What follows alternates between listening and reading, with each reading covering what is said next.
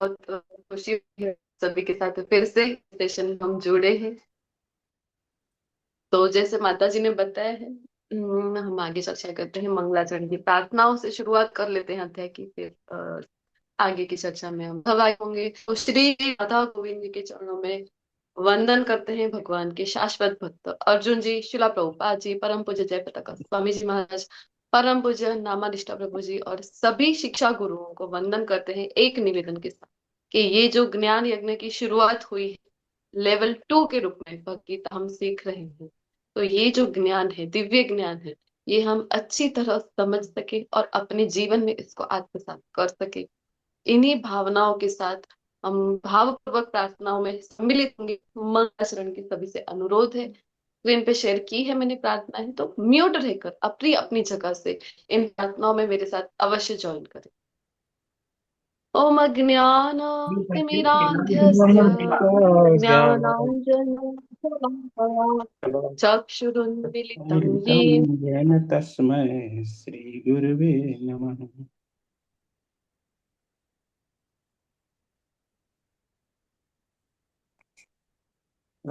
श्रीचैतन्य कृष्णं स्थापितं येन भूतले स्वयं रूप कदा मह्यं ददाति स्वपदान्तिकम्।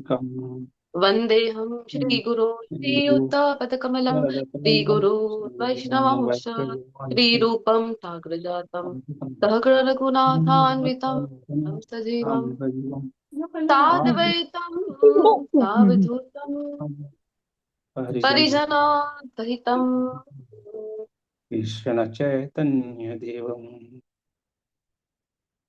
श्री राधा कृष्ण पादान् सहगण ललिता श्री राधा विशाखान्विता कृष्ण पादान् सहगणललिता श्रीशाखान्वितांश्च।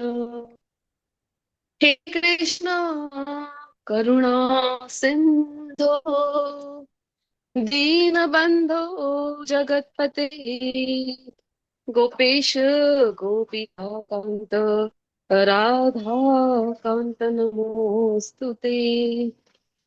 तप्त काञ्चन गौराङ्गी श्रीराधे वृन्दावनेश्वरी कृष्णानुसुते देवी प्रणमामि हरिप्रिये।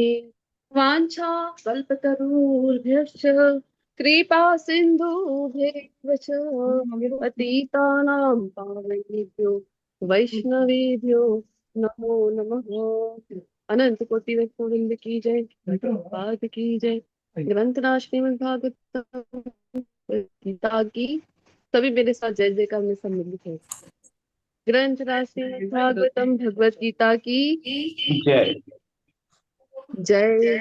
सद्गुरु देव की जय। जय जय।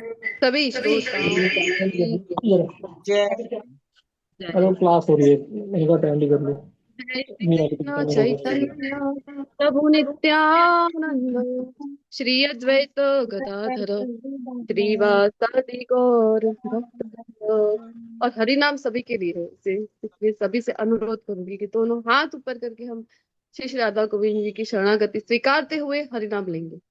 हरे कृष्णा हरे कृष्णा कृष्ण कृष्णा कृष्ण कृष्णा हरे कृष्ण हरे हरे हरे हरे राम राम हरे राम हरे राम राम राम राम हरे हरे हरे। हरे हरे कृष्णा हरे हरे कृष्ण। हरे कृष्णा। सभी पार्टिसिपेंट्स का हृदयपूर्वक स्वागत करती हूँ।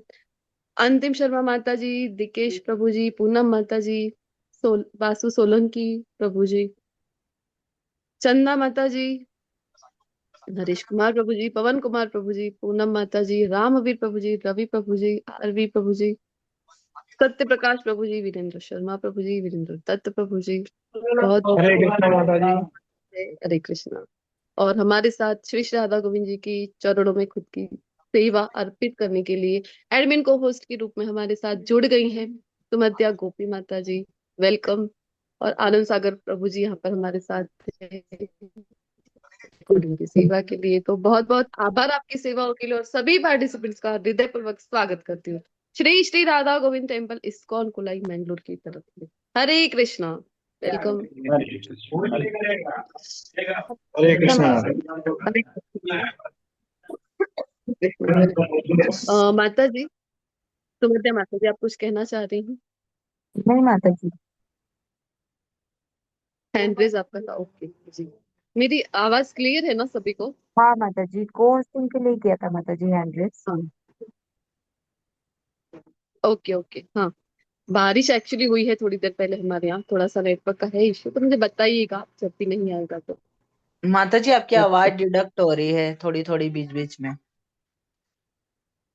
अच्छा, जी। ब्रेक हो रही है ना? हाँ, वो ही मैंने बताया ना, बारिश हुई है थोड़ी देर पहले, तो नेट है थोड़ा सा नेटवर्क का प्रॉब्लम तो आज। जी माता जी कोई नहीं, ज्यादा अगर होगा ब्रेक तो आप मुझे बता दीजिएगा, मैसेज कर दीजिएगा। अभी जी तो शुरुआत करते हैं, अभी समझ आई ऐसा तो क्लियर है ना? हाँ जी, हाँ जी माता जी। जी, तो हम आगे बढ़ेंगे। बहुत बहुत धन्यवाद। तो अध्याय 6 का सारांश हमारे सामने है।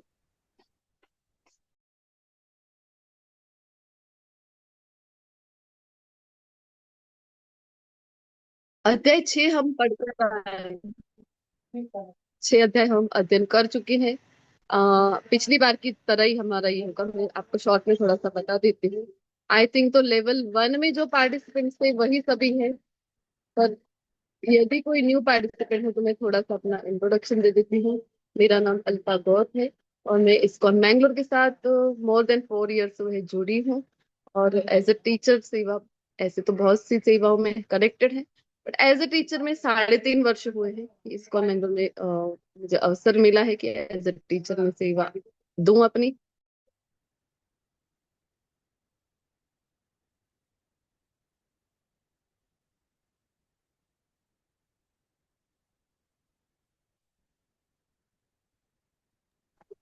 हरे कृष्णा। तो मुझे ये अवसर मिला है 3.5 वर्ष से कि एज अ टीचर में लूँ, और हिंदी में, जैसे मैंने लास्ट टाइम बताया था, आप सभी जानते ही होंगे, हिंदी में फर्स्ट टाइम ही है मेरा सेवा देने का अवसर। तो लेवल 1 हमने किया था, साथ में 7 चैप्टर से लेकर 12 चैप्टर तक। तो सेम स्केड्यूल अभी हम फॉलो कर रहे हैं लेवल 2 के लिए भी। तो जैसे माता जी, रेखा माता जी ने आपके 6 चैप्टर पढ़ा लिए हैं, और अभी 7वें अध्याय से, यानी आज के अध्याय से लेकर 12वें अध्याय तक हम साथ में मिलकर भगवत चर्चा करेंगे, भगवत गीता की चर्चा करेंगे। और जैसे लास्ट टाइम माता जी थी, मनी जैन माता जी, वो आगे के चैप्टर कंटिन्यू करेंगे। तो आज के अध्याय की शुरुआत करें इसके पहले थोड़ा सा हम रिवाइज करेंगे 6ठे अध्याय को। और हमारे सामने यहाँ पर पॉइंट्स तो है ही, पर मैं आप सभी से चाहूंगी कि एक एक दो दो लाइन में आप मुझे बताएं कि 6ठे अध्याय में हम क्या पढ़कर आए हैं। आप अनम्यूट करके बता सकते हैं। हरे कृष्ण।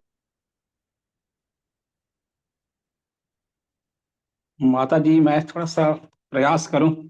जी जी, जरूर जरूर। गलतियों पर थोड़ी क्षमा करेंगे। नहीं नहीं, सभी हम सीख ही रहे हैं, सब स्टूडेंट ही है हम। जैसे मैंने लास्ट टाइम अपना बताया था, इससे आज ज्यादा मैं बताया नहीं ग- इंट्रोडक्शन में। मैं भी स्टूडेंट ही हूँ आप ही की तरह। हाँ हाँ अभी माता जी। भक्ति वैभव में पढ़ रही हूँ मैं। हरे तो कृष्ण माता जी। जी जी, तो प्रयत्न अध्याय करेंगे, कोई बात। 6 जो ध्यान योग का, इस श्रीमद् भगवद गीता यथारूप में हमने सुना है कि प्रथम श्लोक था, अनाश्रित कर्म फलम कार्य कर्म करोति यः स सन्यासी च योगी च न निरग्नि चाक्रियः। भगवान कहते हैं कि जो पुरुष अपने कर्म फल के प्रति अनासक्त है और जो अपने कर्तव्य का पालन करता है, वही सन्यासी और असली योगी है। भगवान बताते हैं कि अष्टांग योग द्वारा मन तथा इंद्रियों को वश में करने का साधन है, परंतु कलयुग में आम जनता के लिए इसे कर पाना अत्यंत ही कठिन है। भगवान कहते हैं कि कर्म योग या कृष्ण भावनामृत में कार्य करना इससे श्रेष्ठ है। आगे भगवान बताते हैं कि अष्टांग योग के 9 साधक के लिए कर्म साधन कहलाता है, जबकि योग सिद्ध पुरुष के लिए समस्त भौतिक कार्यकलाप का परित्याग ही साधन का कहलाता है। भगवान कहते हैं कि हे महाबाहु अर्जुन, निसंदेह चंचल मन को वश में करना अत्यंत ही कठिन है, किंतु उपयुक्त अभ्यास तथा वैराग्य द्वारा यह संभव है। असफल योगी पवित्रात्माओं के लोकों में अनेकानेक वर्षों तक भोग करने के बाद या तो सदाचारी पुरुषों के परिवार में या कि धनवानों के कुल में जन्म लेता है। अंत में भगवान कहते हैं कि समस्त योगियों में से जो योगी अत्यंत ही श्रद्धा पूर्वक मेरे परायण है, अपने अंतःकरण में मेरे विषय में सोचता है और मेरी दिव्य प्रेमा भक्ति करता है, वह योग में मुझ में परम अंतरंग रूप में युक्त युक्त रहता है और सबों में सर्वोच्च है। यही मेरा मत है। अर्थात भक्ति योग जो है समस्त योगों की परिणति बताए गए। धन्यवाद माता जी, प्रणाम।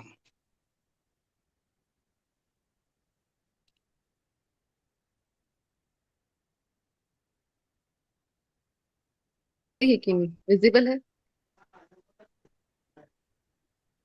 हरे थोड़ी आवाज कृष्णा। कट कट के आई क्या माता जी?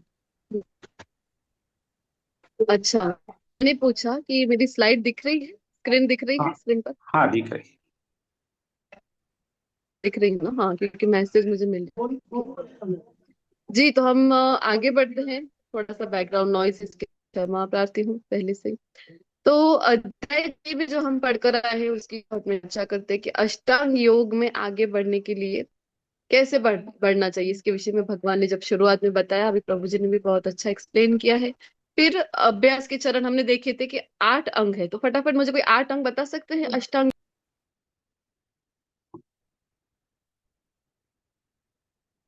यम, संयम। हाँ बताऊं क्या माता जी? जी जी जी, प्रभु जी बताइए।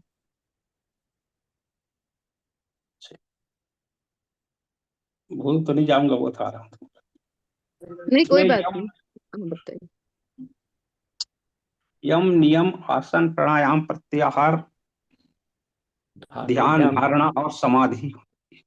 जी जी प्रभु जी, बहुत बहुत धन्यवाद। तो यम नियम से आगे बढ़कर हमने देखा था, बहुत डिटेल चर्चा हो चुकी हमारी। लेवल 1 भी आप सभी करके आए हैं, लेवल 2 में भी पढ़े हैं। तो यम नियम से शुरुआत हो रही है, फिर आसन प्राणायाम प्रत्याहार है, धारणा ध्यान और समाधि। तो समाधि तक पहुंचना, ये है गोल। योग का जो गंतव्य है, गोल है, वो है कि समाधि की अवस्था को प्राप्त करना। और हम ये एक चीज बहुत अच्छे से पढ़ चुके हैं कि सभी जगह हमने देखा था, एक एक चरण में, हर एक चरण में जो सबसे महत्वपूर्ण था वो था मन। मन को वश में रखो, इंद्रियों को वश में रखो, इसी की चर्चा हमने देखी है।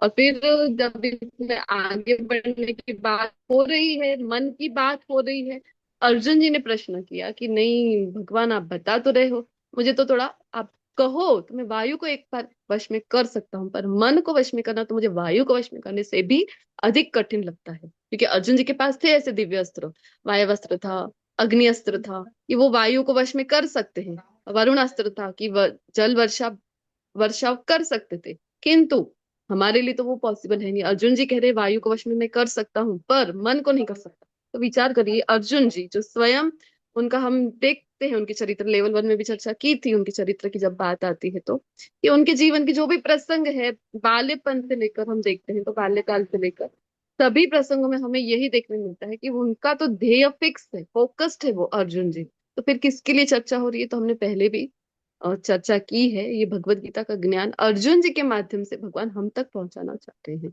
भगवान ने सॉल्यूशन बताया कि हाँ अर्जुन, बात तो सही है तुम्हारी, मन को वश में करना तो बहुत कठिन है, पर हाँ कर सकते हो। कैसे? तो कहा अभ्यासेन तु कौन्तेय वैराग्येण च गृह्यते। पॉसिबल है अगर अभ्यास करोगी, नित्य प्रैक्टिस करोगे। हम भी सुनते हैं ना कि प्रैक्टिस मेक्स मैन परफेक्ट। ये सभी कहाँ से आता है ज्ञान? सभी ज्ञान भगवत गीता से लेकर कहा जाता है। तो अभ्यास करोगे, प्रैक्टिस करोगे तो हो जाएगा अर्जुन।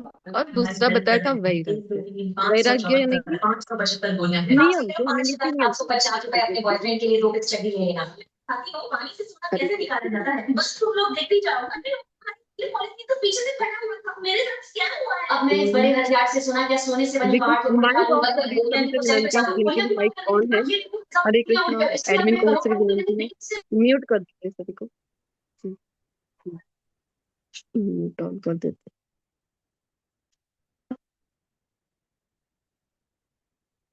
हरे कृष्णा। मुझे पता है तुम्हारे मोबाइल में जादू काम नहीं कर रहा है जादू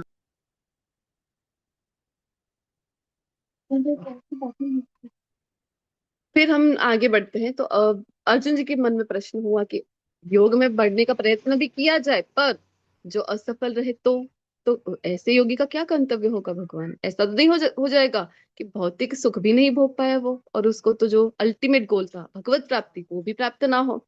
ऐसा तो नहीं हो जाएगा। हम तो मूवी देखने भी नहीं गए, योग में हम आगे बढ़ने का प्रयत्न किया, यहाँ की भी ना रहे और वहां की भी ना रहे। भौतिक संग कभी कभी मिल जाता है ऐसा, तो उसके कारण होता है। तो भगवान ने ऐसा नहीं होगा ना, भगवान की कहा जाता है ना हमारे यहाँ हिंदी में कि धोबी का कुत्ता, ना घर का ना घाट का। ऐसा तो मेरा हाल नहीं होगा। तो भगवान ने उसके उत्तर में 2 श्लोक बताए थे कि जो असफल योगी है उनका कैसा गंतव्य होता है। तो हमने देखा कि भक्ति में सेवाएं कभी भी व्यर्थ नहीं जाती हैं। भले आपने 25% तक की होगी इस लाइफ टाइम में, इस बर्थ में, तो भी जब नेक्स्ट बर्थ मिलेगा हमको तो 26% से शुरुआत होगी, आगे 26% से आगे हम भक्ति योग में बढ़ सकते हैं। जबकि जो भौतिक ज्ञान है, भौतिकता में आप कितना भी आगे बढ़ लो, आप कितनी भी डिग्री हासिल कर लो, प्राप्त कर लो, किंतु क्या होगा, फिर से जब नेक्स्ट बर्थ होगा और शुरुआत होगी हमारी ज्ञान प्राप्त करने की, तो फिर से हम ए फॉर एप्पल यही करके, ए सीख कर स्लैंटिंग लाइन, स्लिपिंग लाइन जैसे हम सीखे थे स्कूल में, वहीं से हमारी शुरुआत नेक्स्ट बर्थ में होती है। किंतु आध्यात्मिक ज्ञान ऐसा नहीं है। दिव्य ज्ञान जो है, भक्ति में सेवाएं हैं, ये ऐसी नहीं है। यहाँ जहां तक आपने की है वो कैरी फॉरवर्ड आगे होता है। ये बताया भगवान ने 1 श्लोक में, 2 श्लोक में इसका उत्तर दिया था। और अगले श्लोक में बताया कि जो बहुत उन्नत हो चुके हैं भक्ति में, तो उनका क्या गंतव्य होता है। तब भगवान ने कहा था कि जो बहुत प्रगति कर चुके हैं, बस उनको मिलने ही वाला था कि भगवत प्राप्ति होने ही वाली थी, और बीच में किसी कारण से मृत्यु हो गई। फॉर एग्जाम्पल कि 95% कर ली थी उन्नति भक्ति में, 98% तक पहुंच गए थे, थोड़ी से रह गया, तो फिर भगवान कहते कि उनको कैसा जन्म जो है नेक्स्ट बर्थ, कैसे वातावरण में, कैसे माता पिता, कैसा सराउंडिंग मिलेगा। तो कहा था कि बहुत अनुकूल, भक्ति में आगे बढ़ने के लिए अनुकूल वातावरण ऐसे लोगों को मिलता है। और भगवान कह रहे हैं कि जो बचपन से ही जहाँ भक्ति में सेवाएं सिखाई जाए, वैसे तो हमारे सभी गुरु महाराज ऑलरेडी मुक्त अवस्था में ही है, पर एक उदाहरण देना हो तो शिला प्रभुपाद जी को, जैसे उनके पिताजी हैं गौर मोहन देव जी, तो उन्होंने छोटे से थे, बाल्यकाल से ही राधा गोविंद जी के विग्रह उन्होंने उपहार में दिए थे, उनकी सेवा सिखाई थी कि कैसे इनकी सेवा करनी चाहिए। तो ये होता है कि असफल योगी है, थोड़े से अटक गए थे, तो उनको वातावरण ऐसा मिलता है कि वो भक्ति में उन्नति कर पाए। तो और भगवान कहते कि ऐसा जन्म तो अति दुर्लभ है। और फिर हमने देखा एंड कंक्लूडिंग जो पार्ट था पिछले अध्याय का, तो 6.47 श्लोक अगर किसी को आता है तो शेयर कर सकते हैं आप। 6.47 श्लोक कंठस्थ हुआ किसी का? हरे कृष्णा। योगी नाम अपि सर्वेशम, आता हो तो मेरे साथ ज्वाइन कर सकते हैं। मद्गतेनन्तरात्मना श्रद्धावान भजते यो माम समय युक्त तमो मतः। तो पिछले, आज के अध्याय की शुरुआत क्यों हो रही है, तो ये अगर हम देखने जाए तो पिछले अध्याय में, 6ठे अध्याय के एंड में भगवान ने कंक्लूजन दे दिया। सभी योग की चर्चा जब हो गई तो एंड में भगवान बता रहे हैं कि सभी योगियों में कौन श्रेष्ठ है। हरे कृष्ण, मेरा आवाज क्लियर है क्या? हरे कृष्ण। जी माता जी। हरे कृष्ण माता जी, क्लियर है आवाज आपकी। क्लियर है माता जी। प्लीज। जी जी धन्यवाद। जी जी धन्यवाद। तो एंड में बताया भगवान ने, कंक्लूजन दे ही दिया कि सभी योगियों में कौन श्रेष्ठ है। योगी नाम अपनी सर्वेशाम, कौन? तो कहा कि मद गते अंतरात्मना, जो खुद के अंतर आत्मा में, खुद के अंतःकरण में सदा मेरा ही ध्यान कर रहा है, मेरा ही स्मरण कर रहा है। और आगे बताया कि श्रद्धावान भजते यो माम, श्रद्धा पूर्वक मुझे ही भज रहा है। हरे कृष्णा। सभी से विनंती है कि आपका माइक ऑफ कर दीजिए जैसे आप बोल देते हैं। आगे कहा कि श्रद्धावान भजते यो माम, श्रद्धा पूर्वक सतत मेरा ही भजन कर रहा है, मेरी ही भक्ति कर रहा है, तो समय युक्त तमो मतः, ऐसा योगी मुझे अत्यंत प्रिय है। तो भगवान बता रहे कि कैसा योगी सर्वोच्च है। भक्ति योगी को भगवान प्रिय बता रहे हैं, अल्टीमेट जो भगवान को प्रिय है, ऐसा योगी कौन है? तो भगवान कहते हैं भक्ति योगी मुझे अत्यंत प्रिय है। भक्ति योगी हुआ सतत जो भगवान को भज रहे हैं, भक्ति कर रहे हैं। सही बटन बंद हो तो कोई ले तो था ना। हरे कृष्णा। तो भगवान को जो भज रहे हैं, स्मरण करना भगवान की, भगवान के विषय में श्रद्धा रखना, भगवान के विषय में भक्ति करना, तो इसी को तो भक्ति योग कहेंगे। तो भगवान कह रहे कि वैसा जो योग है वो मुझे अत्यंत प्रिय है। तो क्यों आज के अध्याय की शुरुआत हो रही है? आज के अध्याय का नाम क्या है? सबसे पहले तो ये बताइए, क्या नाम है 7वें अध्याय का? भगवत ज्ञान। भगवत गीता हमारे सामने स्लाइड में दिख रहा है। भगवत ज्ञान आज के अध्याय का जो नाम है, ज्ञान विज्ञान योग और भगवत ज्ञान। तो खुद क्यों भगवत ज्ञान, मतलब भगवान खुद के विषय में जो ज्ञान है ये बताने की अब शुरुआत कर रहे हैं आज के अध्याय से लेकर 7वें अध्याय। हम देखते हैं कि 3 भागों में विभक्त है भगवत गीता की जो अध्याय है। लेवल 1 में भी चर्चा करते हैं, तो अपने फटाफट बता दीजिए। पहले 6 भाग, जो मध्य के 6 भाग है और अंत के 6 भाग है। हाँ बताइए, पहले 6 भाग है उनको कौन से हम योग बोलते हैं भगवत गीता के? चैप्टर 1 से लेके चैप्टर 6 तक। कर्म योग। कर्म योग। कर्म योग। और फिर जो लास्ट के है 13 चैप्टर से लेके 18 चैप्टर तक के, वो कौन से हैं? ज्ञान योग माता जी।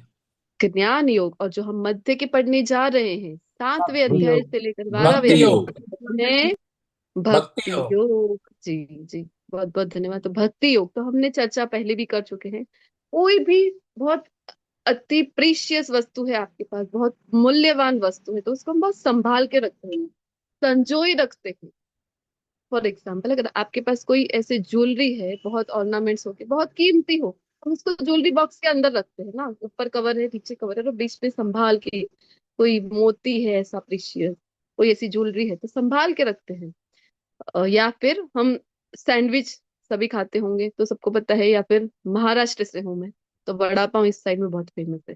तो ऊपर है ब्रेड का कवरिंग, नीचे है ब्रेड का कवरिंग, और जो स्टफिंग होता है, मतलब वड़ा पाव का अगर जो वड़ा है वो बीच में होता है, जो स्टफिंग है वो, मतलब कि जो एसेंस है, जो सार है, जो मुख्य वस्तु होती है वो हमेशा बीच में होती है। सभी जानते हैं, ये लेवल 1 में हम चर्चा कर चुके हैं। तो वैसे ही अति मूल्यवान, वेरी प्रीशियस जो ज्ञान है वो है भक्ति योग का ज्ञान। तो ये बीच में संभाल के रखा है भगवान ने। पहले जो ज्ञान दे रहे हैं कर्म योग के विषय में, और आगे के अध्याय में दे रहे हैं ज्ञान योग के विषय में, पर अभी 7वें अध्याय से 12वें अध्याय तक भक्ति योग का ज्ञान दे रहे हैं। और आज से शुरुआत हो रही है जिसकी खुद के विषय में ज्ञान देने की। क्यों? क्योंकि भगवान ने कहा कि भक्ति योगी, पिछले अध्याय का, भक्ति योगी मुझे प्रिय है, सभी योगियों में मेरा मत है कि वही श्रेष्ठ है।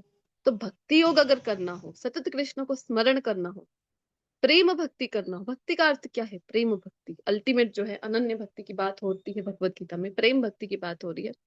तो किसी को अगर प्रेम करना हो तो उसी के विषय में कुछ पता होना चाहिए, तभी तो प्रेम कर पाएंगे। भौतिक जगत में भी यही होता है ना, किसी व्यक्ति के विषय में जानते हैं, गुण के विषय में जानते हैं, तो हमें उसके प्रति सम्मान होता है, प्रेम होता है। सेम वे यहाँ भगवान कह रहे कि ऐसा योगी मुझे प्रिय है कि जो मुझे भक्ति करे, मेरी सतत मेरा ही स्मरण करे। तो आपका स्मरण कैसे करे भगवान? तो आपके विषय में कुछ पता तो हो। तो इसीलिए शुरुआत हो रही है आज के अध्याय से कि खुद के विषय में जो ज्ञान है वो भगवान दे रहे हैं अभी भगवत ज्ञान आज के अध्याय से। तो शुरू करेंगे कोई विलंब किए बिना आज के अध्याय की। और लेवल 2 में है हम, तो हमें पता होना चाहिए कि क्या कनेक्शन हो रहा है, क्यों शुरुआत हो रही है आज के अध्याय की, इसलिए थोड़ा सा रिवाइज किया मैंने। तो पहले श्लोक से शुरू करते हैं। श्री भगवान उवाच, मयि आसक्तमना पार्थ योगं युञ्जन्मदाश्रयः असंशयं समग्रं मां यथा ज्ञास्यसि तच्छृणु। तो लेवल 1 में जब हम ये श्लोक पढ़ते हैं तब हम 2 शब्दों के ऊपर इसकी चर्चा विगतवार हम करते हैं। एक तो है, मैं बता देती हूँ आपको, तच्छृणु, श्रृणु यानी सुनो। श्रवणम के बारे में भगवान बता रहे हैं महिमा, श्रवणम का महिमा आप सभी भी जानते हैं। और एक हम प्रहलाद महाराज श्रीमद् भागवत में जो 7वें स्कंद में 5वें अध्याय में बता रहे हैं श्लोक, जिसको हम कहते हैं नवदा भक्ति का श्लोक, वो भी हम यहाँ चर्चा करते हैं। तो नवदा भक्ति का श्लोक किसी को आता हो तो आप बता सकते हैं मुझे, श्रवणम से जो शुरू होता है। हरे कृष्णा। श्रवणम कीर्तनम आगे आता है किसी को? या जिनको भी आता है मेरे साथ ज्वाइन कर सकते हैं। श्रवणम कीर्तनम विष्णु स्मरणम पाद सेवनम अर्चनम वंदनम साख्यम दास्यम आत्मनिवेदनम। तो शुरू हो रही है नवदा भक्ति का, जिसे कहा जाता है श्लोक, प्रहलाद महाराज बता रहे कि 9 प्रकार से भगवान को हम समर्पित हो सकते हैं, भक्ति कर सकते हैं 9 प्रकार से, या तो फिर इनमें से कोई एक प्रकार आप ले लो, या तो श्रवणम ले लो, कीर्तनम ले लो, और ये सभी 9 बहुत इंपॉर्टेंट है। पर शुरू जो हो रहा है वो है श्रवणम, इसलिए सुनना बहुत ही इंपॉर्टेंट है। आप देखते होंगे इस्कॉन में भी, तो इस्कॉन में इसी बात के ऊपर बहुत जोर दिया गया है। आप कोई भी टेम्पल ले लो इस्कॉन के, तो वहां पे एवरीडे आपको दिखेगा कि 4:30 बजे से जो मंगला आरती शुरू होती है ऑल ओवर वर्ल्ड। इस्कॉन के लगभग 1000 सेंटर, मंदिर पकड़कर 1000 से भी ज्यादा है, लेकिन सभी जगह आप जाओगे तो आप पाओगे कि एक सिस्टमेटिक जो शिला प्रभुपाद जी द्वारा बताया है वही चलेगा सब जगह। आपको लगेगा कि अरे हमारे मंदिर में जो हो रहा है यहाँ पे भी वही है, तो सेम चलेगा, क्योंकि 4:30 बजे मंगला आती तो सभी मंदिरों में चलेगी। कोई कोई जगह सिटी वाइज 5 बजे भी होती है। मोस्टली देखेंगे तो 4:30 बजे मंगला आरती हो रही है, फिर 5 से 7 जब सेशन होता है, फिर दर्शन आरती है, गुरु आरती, गुरु वंदना होती है, और उसके बाद हम देखते हैं कि एवरी डे 8 AM के अराउंड, 8 to 8:15 के अराउंड श्रीमद् भागवतम का क्लास हर इस्कॉन के सेंटर में, मंदिरों में हमको पाया जाता है कि एवरी डे भगवत गीता भागवतम का प्रीचिंग हो रहा है। क्यों? ऐसा आपको सभी मंदिरों में नहीं मिलेगा, मिलेगा भी तो इतना डिटेल में नहीं मिलेगा, और रेगुलर बेस से नहीं मिलेगा। तो श्रवणम का क्योंकि बहुत महत्व बताया गया है इसीलिए, और भगवान भी यहाँ कहते हैं कि सुनो, क्योंकि सुनना बहुत इंपॉर्टेंट है, और किससे सुन रहे हैं, क्या सुन रहे हैं, ये भी उतना ही महत्वपूर्ण है। तो चौथे अध्याय में चर्चा करते हैं हम कि 4 ऑथेंटिक संप्रदाय है। इसीलिए जब भी ज्ञान ले रहे हैं तो अवश्य हमें चेक करना चाहिए कि कहाँ से ज्ञान ले रहे हैं, ऑथेंटिक संप्रदाय है कि नहीं है, 4 ऑथेंटिक संप्रदाय में से ज्ञान आ रहा है कि नहीं आ रहा है। बहुत ध्यान पूर्वक सुनना हमको चाहिए। श्रवणम का बहुत महत्व शास्त्रों में बताया गया है। और दूसरा शब्द था जिसपे हमने लेवल 1 में चर्चा की थी, वो था असंशयम। आप सभी को याद है कि नहीं, इतना मुझे बता दीजिए कि हमने यहाँ पे चर्चा की थी गुरुकुल सिस्टम की, कि हमारे देश में लॉर्ड मैकॉले का हमने देखा था कि अंग्रेज जब आए, मुगल आते थे, बार बार मंदिर तोड़ के चले जाते थे, हम फिर से मंदिर बना लेते थे। मोहम्मद गजनवी आया था ना, 16 बार सोमनाथ का ही एक गुजरात का जो मंदिर है, 16 बार जहाज भर भर कर लूट कर लेकर गए। तो ऐसे मुगल बार बार आते थे, क्योंकि हमारे देश को जो कहा जाता था, क्या कहा जाता था हमारे देश को, और कल ही हमने 26 जनवरी मनाई, गणतंत्र दिवस जो है वो कल ही हमने सेलिब्रेट किया है। तो हमारे देश को किस नाम से जाना जाता था, ये बताइए। जहाँ डाल डाल पर सोने की चिड़िया सोने करे की बसेरा, वो चिड़िया भारत देश है। करती है बसेरा, सोने की वो चिड़िया। भारत देश है मेरा। सोने की चिड़िया, यस एग्जैक्टली। तो हमारा देश जो है वो इस नाम से जाना जाता था कि सोने की चिड़िया, क्योंकि इतनी समृद्धि, इतना धन, इतना वैभव यहाँ पर था। और हमने चर्चा की थी, इससे लेवल 1 में डिटेल में नहीं जाएंगे। जब लॉर्ड मैकॉले ने अपनी रिपोर्ट प्रस्तुत की लंदन के संसद में, तो उन्होंने कहा कि मैं उत्तर से दक्षिण, पूर्व से पश्चिम, पूरा भारत मैंने भ्रमण कर लिया, पर एक वस्तु जो मैंने नोट की वो ये है कि यहाँ एक भी भिक्षुक नहीं है, और ना ही यहाँ पे कोई चोर लुटेरा है, क्योंकि सिस्टम इतना अच्छा था यहाँ पे, वेल ऑर्गेनाइज्ड। क्यों? क्योंकि गुरुकुल सिस्टम इसका बेस है, इसी के कारण ये देश में इतनी समृद्धि है, और यहाँ इनको गुलाम बनाना तो पॉसिबल नहीं है। हाँ, एक ही बात है, जो इनकी नींव है, जो इनका बेस है, वो है गुरुकुल सिस्टम। इसको आप तहस नहस कर दो तो संभव है कि मानसिकता में गुलामी हम इनके डाल सके, अदरवाइज कोई संभावना है ही नहीं। और फिर जब उनके द्वारा वेल प्लान आए थे वो, क्योंकि उनका प्लानिंग था कि 1000 ईयर्स तक यहाँ पे उनको राज्य करना था, इस हिसाब से। और फिर उन्होंने वही किया, गुरुकुल सिस्टम हमारे खत्म किए, और मैकॉलेज एजुकेशन प्रणाली जो है वो स्थापित की। तो इस हिसाब से हमने देखा था कि क्यों क्यों हम इतना चर्चा किए इसके ऊपर, क्योंकि इसी वजह से फिर जब मैकॉले की एजुकेशन प्रणाली हम पर थोप दी गई, और दुर्भाग्य है कि 77 गणतंत्र दिवस हमने मना कल, 7 हो चुके हैं आजादी को, फ्रीडम को, लेकिन अभी भी दुर्भाग्य कि हम वही एजुकेशन प्रणाली जो है वो कंटिन्यू कर रहे हैं, जो हमें गुलाम बनाने के लिए की गई। तो क्यों? क्योंकि ये जो एजुकेशन प्रणाली है वो हमारे मन में संशय उत्पन्न कर रही है, और संशय से क्या होता है? श्रद्धा का नाश होता है।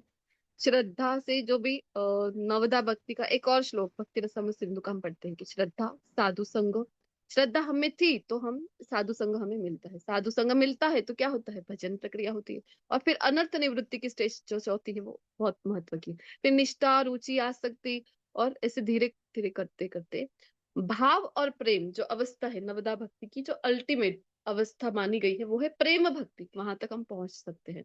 तो सबसे महत्वपूर्ण थी श्रद्धा।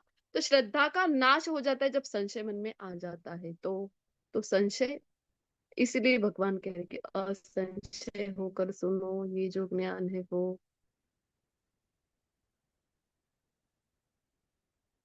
फिर आगे जो है भगवान बता रहे हैं कि अब मैं तुमसे पूर्ण रूप से व्यवहारिक तथा दिव्य ज्ञान कहूंगा। भगवान ऐसा ज्ञान बताने जा रहे हैं इस अध्याय में कि कह रहे हैं कि दोनों भी है। ऐसा नहीं कि बस तुम आध्यात्मिक ज्ञान ले रहे हो तो भौतिक ज्ञान नहीं मिलेगा। तो हमने देखा भी भौतिक ज्ञान भी यहाँ पे है, सब सारा ज्ञान यहाँ हमें मिल रहा है भगवत गीता में। पिछले अध्याय में ही हम पढ़कर आए हैं युक्त आहार विहार रस्य। कई लोगों को लगता है भगवत गीता में तो चर्चा बहुत ऊंचे लेवल की चर्चा हो रही है, भगवत प्राप्ति हो रही है, आत्मा का ज्ञान परमात्मा का ज्ञान थोड़ा हाई लेवल है। नहीं, भगवत गीता बेसिक जो इम्पोर्टेंट वस्तुएं हैं, बेसिक ज्ञान है, उसकी भी चर्चा कर रहा है कि कब सोना है कब जागना है, ये भी बता रहा है, क्या खाना है कितना खाना है। लेवल 1 करके आए हैं तो 17वें अध्याय में बता रहे हैं भगवान की भोजन कैसा लेना चाहिए। और छठा अध्याय तो कल ही पढ़कर आए हुआ। तो वहां पे हमने देखा ना युक्त आहार विहार रस्य कि एक नीति नियम होना चाहिए कि कितना खाना है, ना अधिक खाना है ना कम खाना है। कहने का तात्पर्य कि सारा ज्ञान जो है वो भगवत गीता हमें दे रही है। इसलिए भगवान कह रहे कि दोनों ज्ञान दूंगा मैं, व्यवहारिक भी, अरे प्रैक्टिकल नॉलेज भी दे दूंगा तुमको जो यहाँ पे भौतिक जगत में इंपॉर्टेंट है, और इसके साथ साथ जो ट्रांसेंडेंटल नॉलेज है, दिव्य ज्ञान है, वो भी मैं तुम्हें बताने जा रहा हूँ। और कैसा ज्ञान है ये? तो कह रहे कि इसे जान लेने पर तुम्हें जानने के लिए और कुछ भी शेष नहीं रहेगा। वो जानना, कई लोगों के मन में प्रश्न आता है कि क्या हमने वो जाना जिसे जानने के बाद कुछ जाना ना जाए। तो इस प्रश्न का उत्तर हमें 7वें अध्याय के दूसरे श्लोक में ही मिल रहा है कि भगवान कह रहे कि हाँ, वो ज्ञान अब मैं दूंगा। भौतिक जगत में कोई ऐसा दावा नहीं कर सकता है कि आप भले कहीं से बड़ी यूनिवर्सिटी से ज्ञान लेकर आ जाओ, पर ऐसा नहीं कहा जा सकेगा कि अब इसे जानने के बाद कुछ भी जानने के लिए बाकी नहीं रहा। क्योंकि हम देख रहे हैं कि रोज अपडेशन हो रहा है, कोई ना कोई नई चीजें आ रही है। पर यहाँ भगवान कह रहे कि नहीं, ये जान लोगे तो इसके बाद ऐसा कुछ बाकी नहीं है कि जो जानने योग्य हो। मनुष्याणां सहस्रेषु कश्चित् यतति सिद्धय यतताम् अपि सिद्धानां कश्चिन् मां वेत्ति तत्त्वतः। तो हम यहाँ पे देखते हैं कि मैराथन का पिक्चर, अगर आपको याद होगा लेवल 1 में, तो हम मैराथन का पिक्चर यहाँ पे देखते हैं कि कितने लोग हैं जो रनिंग रेस जो होती है मैराथन, उसमें अवार्ड प्राप्त करने के लिए, मेडल प्राप्त करने के लिए रनिंग करते हो। हम देखते हैं कि हजारों लोग पार्टिसिपेट करे, पर गिने चुने लोग ही हैं जो पूर्ण वर्ष अभ्यास कर रहे थे कि मुझे मेडल प्राप्त करना है। सभी नहीं करते हैं, बाकी तो लोग आ रहे हैं, फोटो खींच रहे जा रहे हैं।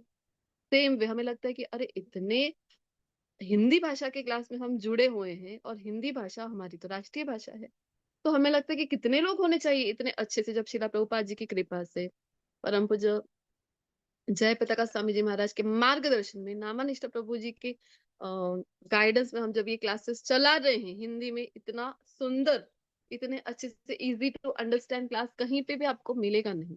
इस्कॉन में हमको जो शिला प्रभुपाद जी की कृपा से मिल रहा है ज्ञान की, बहुत इजी टू अंडरस्टैंड। तो कितने पार्टिसिपेंट यहाँ पे तो ज्वाइन होने चाहिए, और हम देखते हैं कि इतने गिने चुने पार्टिसिपेंट ही आ रहे हैं। लेवल 1 में तो हमारे पास मोर देन 50 होते थे, अभी हम देख रहे हैं तो 30 तक ही आंकड़ा दिखाई दे रहा है अब हमारा।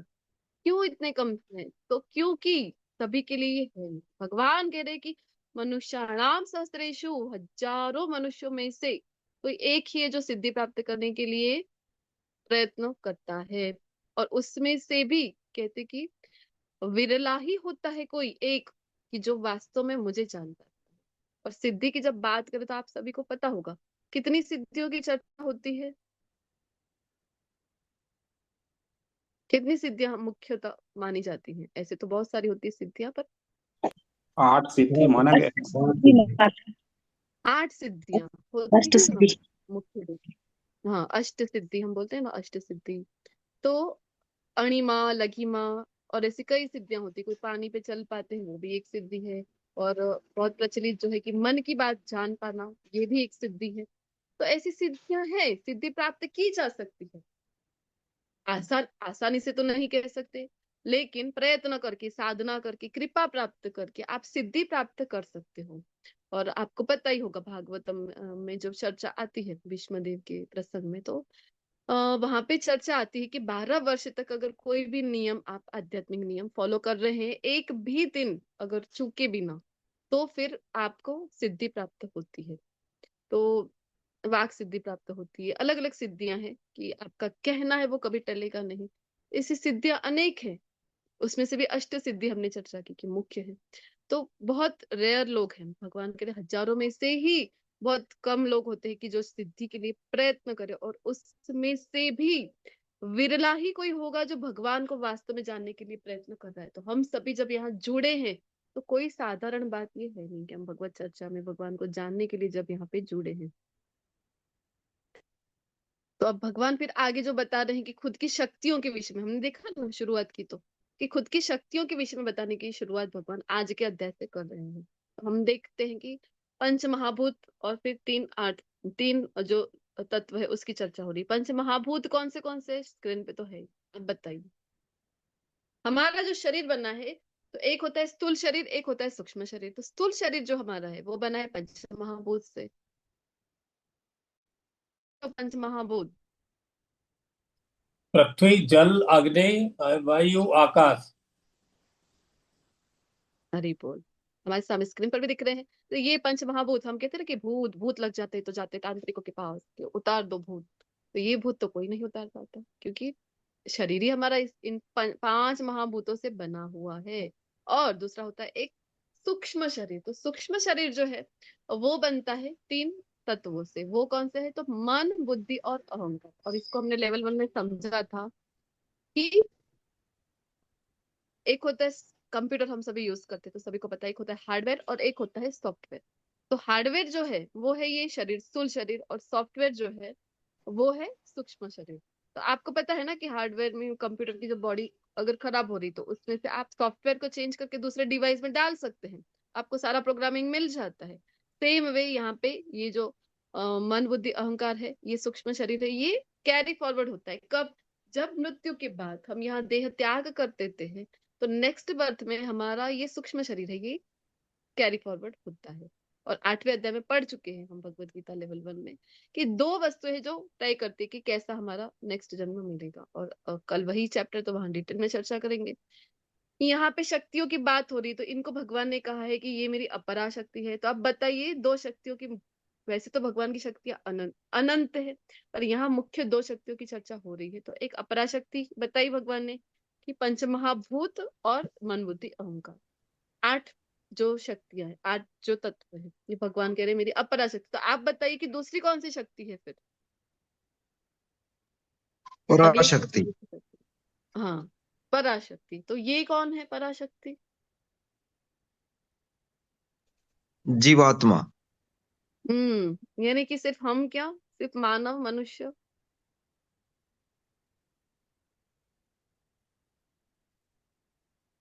सिर्फ मनुष्य आते हैं क्या? पराशक्ति में कौन आते हैं? सभी जीव आएंगे। सभी 84 लाख योनियां हैं, और सभी जो है वो आ जाते हैं पराशक्ति में। अपराशक्ति तो भौतिक प्रकृति है, इन शॉर्ट समझे तो। और पराशक्ति है, भगवान कह रहे हैं कि जीवों की बनी हुई है, जीवों से युक्त। तो जीव कौन? सिर्फ हम तो नहीं, 84 लाख योनियों का जो चर्चा मिलती है हमको शास्त्रों में, तो सभी पराशक्ति कही जाती है। और कर क्या रहे हैं? तो भगवान कह रहे कि ये पराशक्ति क्या कर रही है, जीवात्मा क्या करती है? तो सतत भौतिक जो अपराशक्ति है, उन प्रकृति है, उसके साधनों का विदोहन कर रहे हैं, संघर्ष कर रहे हैं सतत। क्या संघर्ष करते हैं? तो वो साधनों को यूज करने के लिए। हम देखते हैं ना कि मनुष्य देह जब हमें मिला है, तो जीवन की जब शुरुआत हो रही है, जन्म जब हम लेते हैं भौतिक जगत में, न्यूबॉर्न बेबी, सभी ने देखा होगा, शुरुआत कैसे होती है बताइए? जन्म की भौतिक जगत में मानव देह की बताइए कि शुरुआत जब हो रही है तो कैसे हो रही है? रोते हुए। रोते हुए। रोए नहीं है हम तो फिर तो कितने प्रयत्न किए जाते, डॉक्टर को टेंशन आ जाता है, अरे क्यों नहीं रोया ये बच्चा। उल्टा जन्म जैसे ही लिया हमने, तो वैसे ही उल्टा पकड़ लेते हैं डॉक्टर पैरों पर। और नहीं रोते तो हमें क्या होता है? बच्चे नहीं रोते तो क्या करते हैं डॉक्टर? क्या करते हैं? पीठ से पीठ मारते हैं। पीटते हैं माता जी, उसको अरे रुलाने की कोशिश करते हैं। मारते पीटते हैं तो शुरुआत ही भौतिक जगत में यहाँ पे हमारी मार खाने से हो रही है, रोने धोने से हो रही है। ब्रेन में ऑक्सीजन नहीं मिलता ना, जी जी नहीं। हाँ। तो कहने का तात्पर्य है कि संघर्ष, ये संघर्ष जैसे जन्म लिया ना हमने, उसी क्षण से शुरू हो गया है जो हमारा संघर्ष है भौतिक जगत में। तो हम सतत संघर्ष में ही हैं। हम देखते हैं ना कि सतत कोई भी छोटे बच्चों को भी आजकल तो हम देखते हैं कि स्ट्रेस है, टेंशन है, उनका अलग टेंशन चल रहा है कि स्कूल भेज रहे हैं। 2 साल के बच्चे हुए नहीं कि विचार कीजिए आपके, उनको घर से दूर जाना पड़ रहा है। उनके कितना संघर्ष है, उनको बहुत से बच्चों का तो कैसा दुर्भाग्य कहा जा सकता है कि डे केयर में जाना पड़ता है क्योंकि मम्मी पापा दोनों जॉब कर रहे हैं। तो बचपन से ही संघर्ष ही है सतत यहाँ पर। फिर बड़े हो रहे तो अलग, संघर्ष का लेवल अलग अलग हो रहा है, लेकिन संघर्ष तो सतत है ही। आगे बता रहे कि सारे प्राणियों का उद्गम जो है इन दोनों शक्तियों से ही है। जो कुछ भी आपको भौतिक जगत में दिखेगा वो बस ये 2 शक्तियां ही मूलतः उसमें दिखेगी, भौतिक हो कि आध्यात्मिक हो, इसके सिवा कुछ भी आपको दिखेगा नहीं। और भगवान कह रहे कि इन दोनों का भी जो है उसकी उत्पत्ति तथा प्रलय मुझे ही जानो। जो अस्तित्व दिख रहा है, कारण कौन है? तो कृष्ण कह रहे कि कारण, अल्टीमेट कारण तो मैं ही हूँ। मुझसे ही उत्पन्न हो रहे हैं, मुझसे ही सर्जन हो रहा है सृष्टि का, और मुझसे ही प्रलय हो रहा है। खुद के विषय में ज्ञान भगवान दे रहे हैं। और खूब महत्वपूर्ण श्लोक, मत्त परतरम नान्यत् किंचिदस्ति धनंजय मयि सर्वम इदं प्रोक्तम सूत्रे मणिगणा इव। तो भगवान यहाँ बता रहे हैं कि हे धनंजय, मुझसे तत्व नहीं है।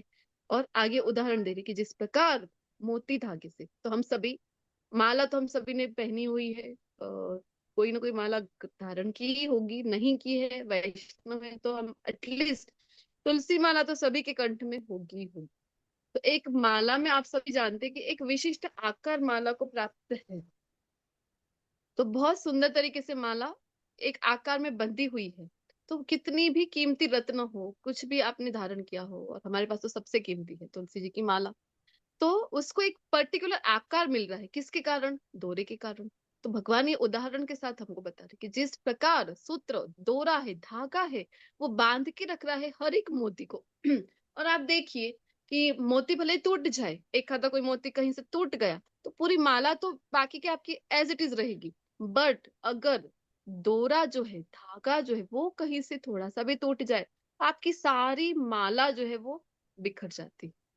सेम वे, तो भगवान कह रहे कि वो जो धारण करने वाला कौन है, वो मैंने ही धारण करके रखा है। जिस प्रकार धागा जो है वो माला को धारण करके रखता है, दिखाई नहीं देता ना, धागा हमें दिखाई देता है क्या? लेकिन बेस जो है वो धागा है, उसी ने सबको बांध रखा है एक पर्टिकुलर आकार में। तो यहाँ पे जो वैज्ञानिक है उनका भगवान जो है वो उनकी जो धारणा है कि अरे सब कुछ प्रैक्टिकल सोचो आप, जो भी है वो सब नेचुरल है, प्राकृतिक है।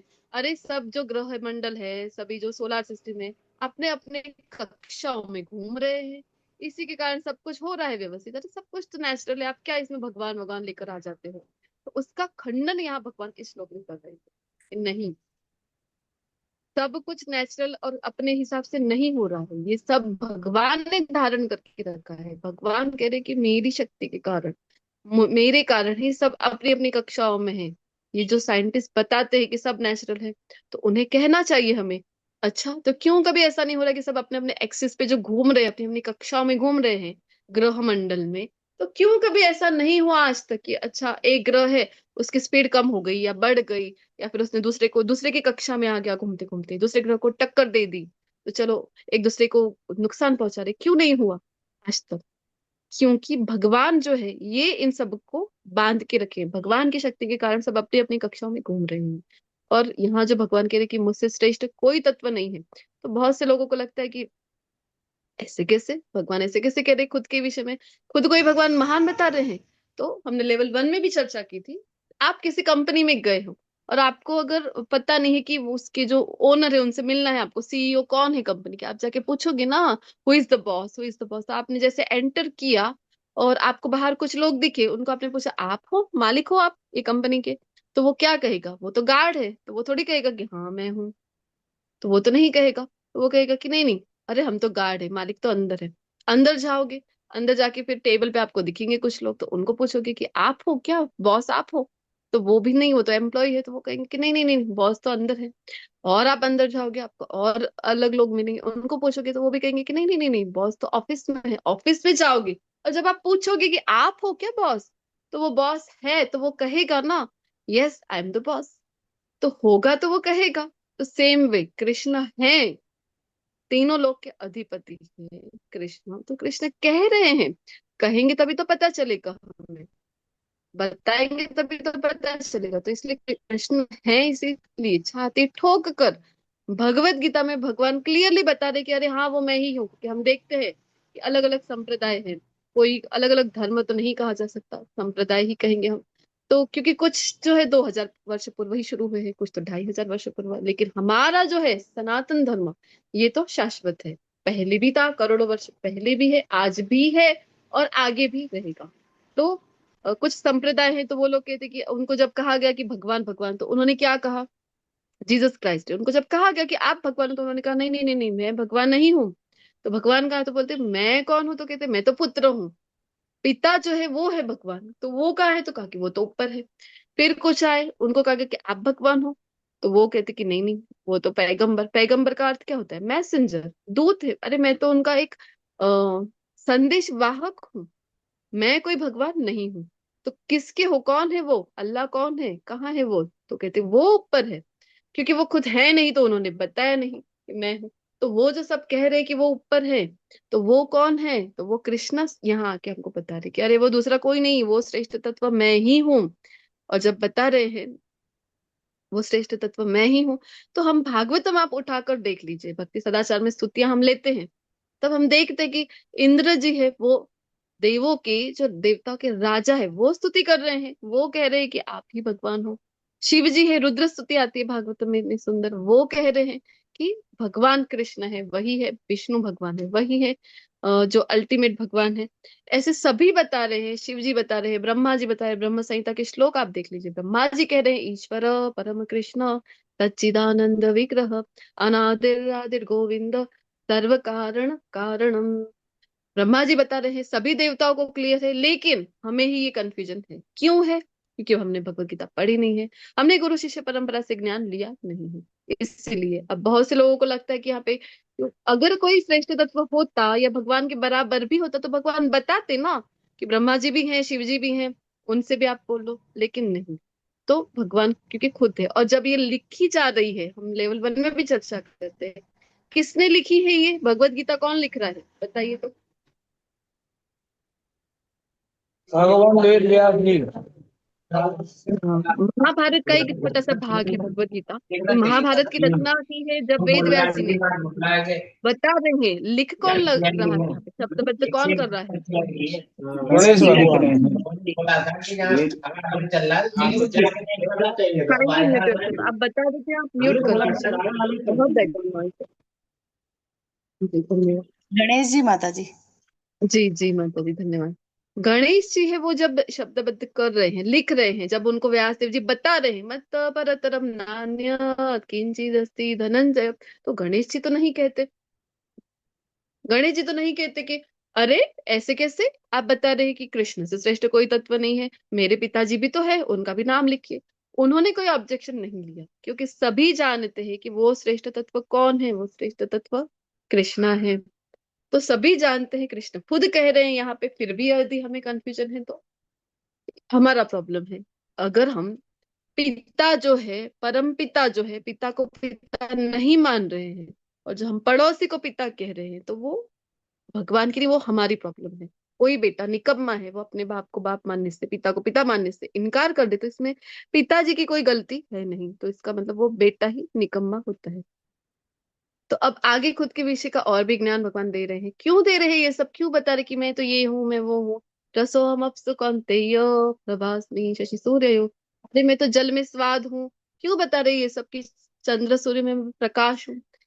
क्योंकि जब पिछले अध्याय का श्लोक याद रखिए, बहुत महत्वपूर्ण है, 6.47, सभी से अनुरोध करूंगी कि कंठस्थ कर लीजिए, क्योंकि उसी के बेस पे आगे का सब चल रहा है हमारा जो है दिव्य ज्ञान।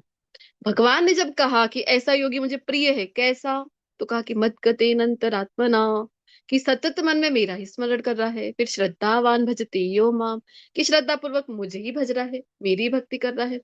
तो कैसे की जाए? तो मैंने शुरू में ही कहा कि जब प्रेम हो, भक्ति हो, तो किसी के विषय में कुछ जाने हम, तभी तो उससे प्रेम होगा, तभी तो उससे हम भावनाओं से जुड़ पाते हैं।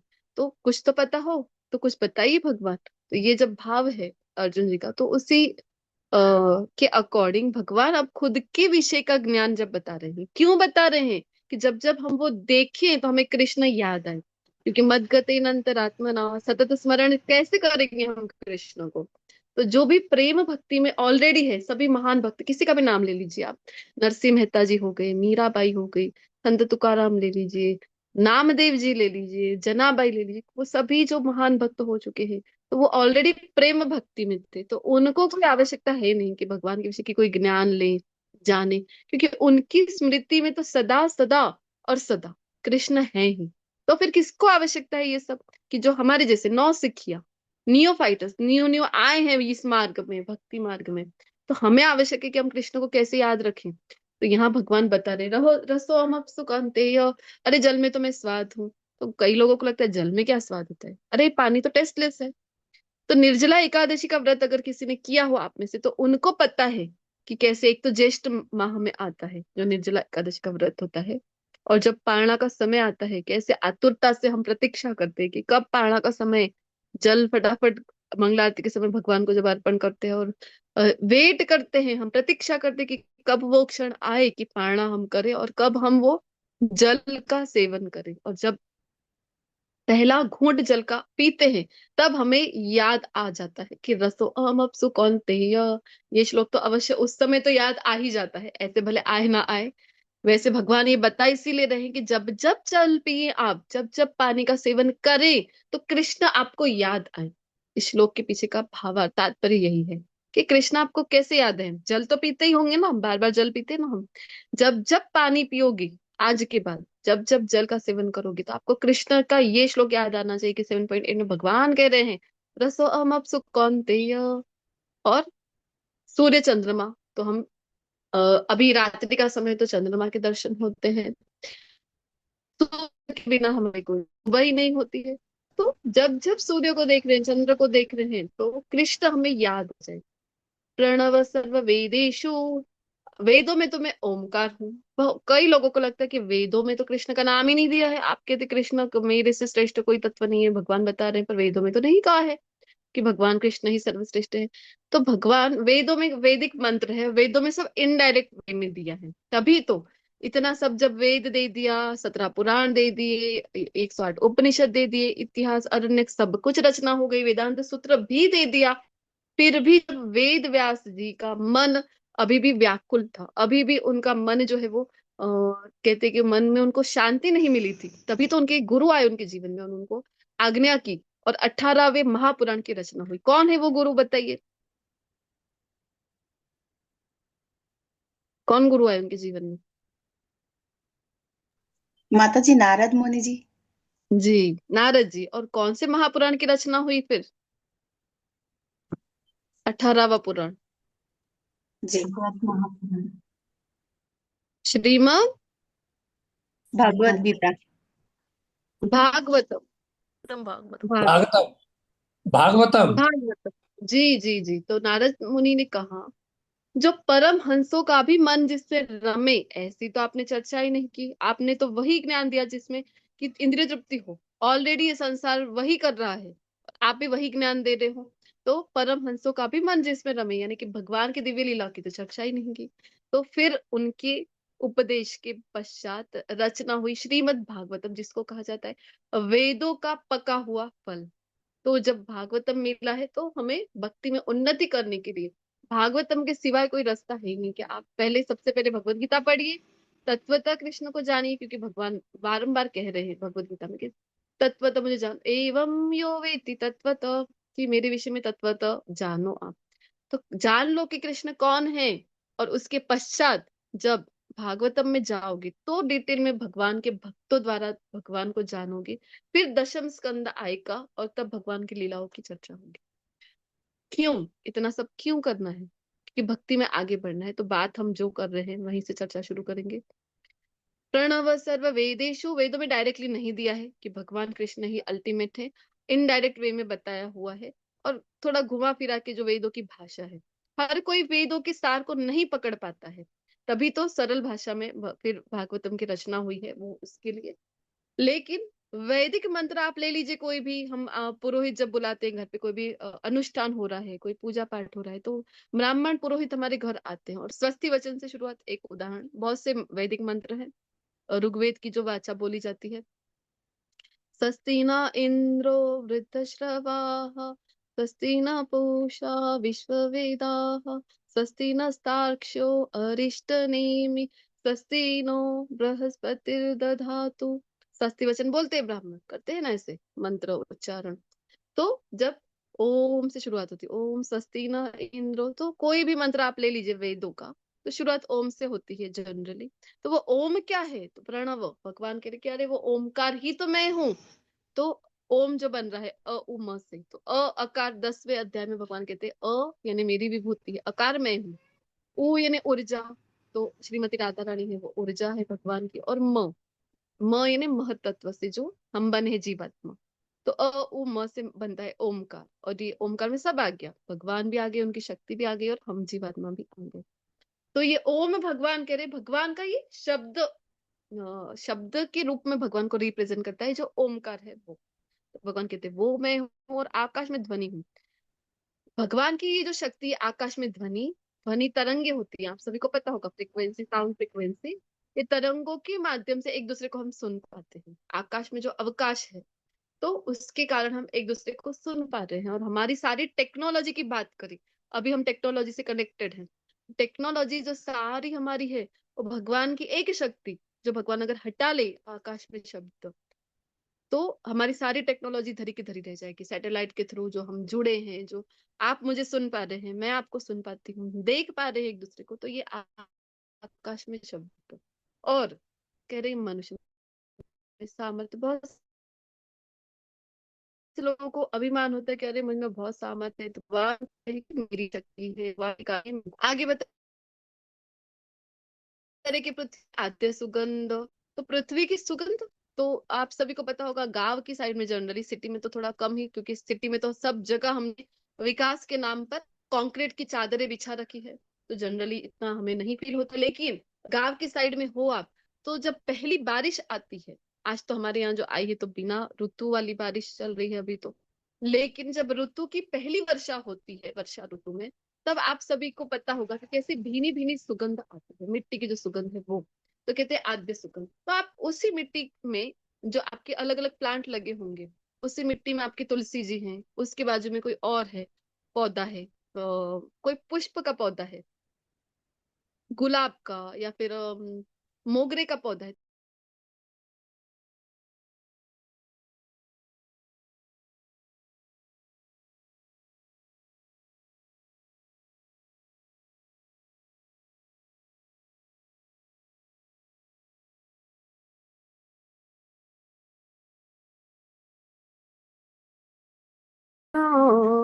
राम राम हरे हरे, हरे कृष्ण कृष्ण कृष्ण हरे हरे, हरे राम राम राम हरे हरे। स्लाइड विजिबल है ना सभी को? हरे कृष्णा, हरे कृष्णा। हरे कृष्ण। हाँ माता जी, दिखाई दे रहा है ना स्लाइड? जी जी जी जी, धन्यवाद। थोड़ा सा मैंने बताया ना, तो बारिश के कारण आज नेटवर्क का है ही प्रॉब्लम। तो माता जी सुगंध, तो हम आपकी बात करें कि सुगंध उसी मिट्टी में। माता जी आपकी स्लाइड भी जी थोड़ी हिलती है, और आवाज भी थोड़ा कभी कभी कट कटती रहा है। है। हाँ, जी जी, थोड़ा सा मैंने बताया ना, इशू आज है मेरे ऊपर नेटवर्क का। हाँ, तो उसी मिट्टी में अलग अलग पौधे हैं, लेकिन सभी में अलग सुगंधी आ रही है। तो ये कहाँ से आ रही है? तो भगवान कह रहे कि मेरी शक्ति है। आद्य सुगंध, अग्नि की उष्मा, अग्नि का एक गुणधर्म होता है कि उष्मा उसके अंदर होती है, तो ये जो उष्मा है भगवान की शक्ति है। और समस्त जीवों का जीवन तथा तपस्वियों का तप हूँ। जो कोई भी जीवित है सभी में जीवन ही कृष्ण के कारण है। और तपस्वी, किसी किसी को, हमने बात की निर्जला एकादशी, कई लोगों को लगता है कि देखा एकादशी निर्जला रख सकता हूं मैं, सभी और जा जाकर बता 50 लोगों को बता देंगे कि निर्जला एकादशी की, मैंने निर्जला एकादशी की। कई लोगों को लगता है कि बहुत तप कर पाते हैं तो वो बता देते हैं सभी को। तो कृष्ण कहते कि मेरी शक्ति है, कृष्ण की शक्ति ना हो तो हम कोई साधारण व्रत भी ना कर पाए। ये तो बहुत बड़ी बात है कि निर्जला हम कर लें। बताइए, हे प्रतापुत्र जान लो कि समस्त जीवों का आदि बीज ही मैं हूँ। जो कुछ बीज के कारण सभी उत्पत्ति होती है सभी जगह, तो वो बीज कृष्ण कह रहे कि मैं हूँ। बुद्धिमानों की बुद्धि, हिरण्यकशिपु, उसे लगा ना कि मैं बुद्धि चला लूं। कई लोगों को भी लगता है कि अरे मैं बहुत बुद्धिमान हूँ, एक बार पढ़ लूं, एक बार देख लो, सब याद रह जाता है। तो कृष्ण याद आने चाहिए उस समय हमें, कि कृष्ण की शक्ति के कारण हमारे पास बुद्धि है। कृष्ण कहते भी हैं ददामी बुद्धि योग। हिरण्यकशिपु को लगा कि मैं तो अमरत्व मांग लूं, अब अमर जो हो वो अमरत्व का वरदान दे सकता है। ब्रह्मा जी कहते कि मैं ही नहीं हूं अमर, मैं कैसे दूं? तो फिर बुद्धि चलाने का प्रयत्न किया। अरे कोई दिन में ना मार सके, रात में ना मार सके, तो फिर कहते हैं कि तथास्तु। फिर कहते हैं कि ना, ना भूमि पर ना आकाश में, कहते तथास्तु। फिर कहते हैं कि 12 महीनों में से एक भी नहीं, तथास्तु। फिर कहते हैं कि अ, न कोई भी अस्त्र से नहीं, कोई भी शस्त्र से नहीं, कहते हैं तथास्तु। अरे 84 लाख योनियों में से एक भी नहीं होना चाहिए, तथास्तु। तो ऐसे लिस्ट तो बताई जा रहे हैं। जो हिरण्यकशिपु है, ब्रह्मा जी तथास्तु तथास्तु, तो कहते अरे बस करो अभी।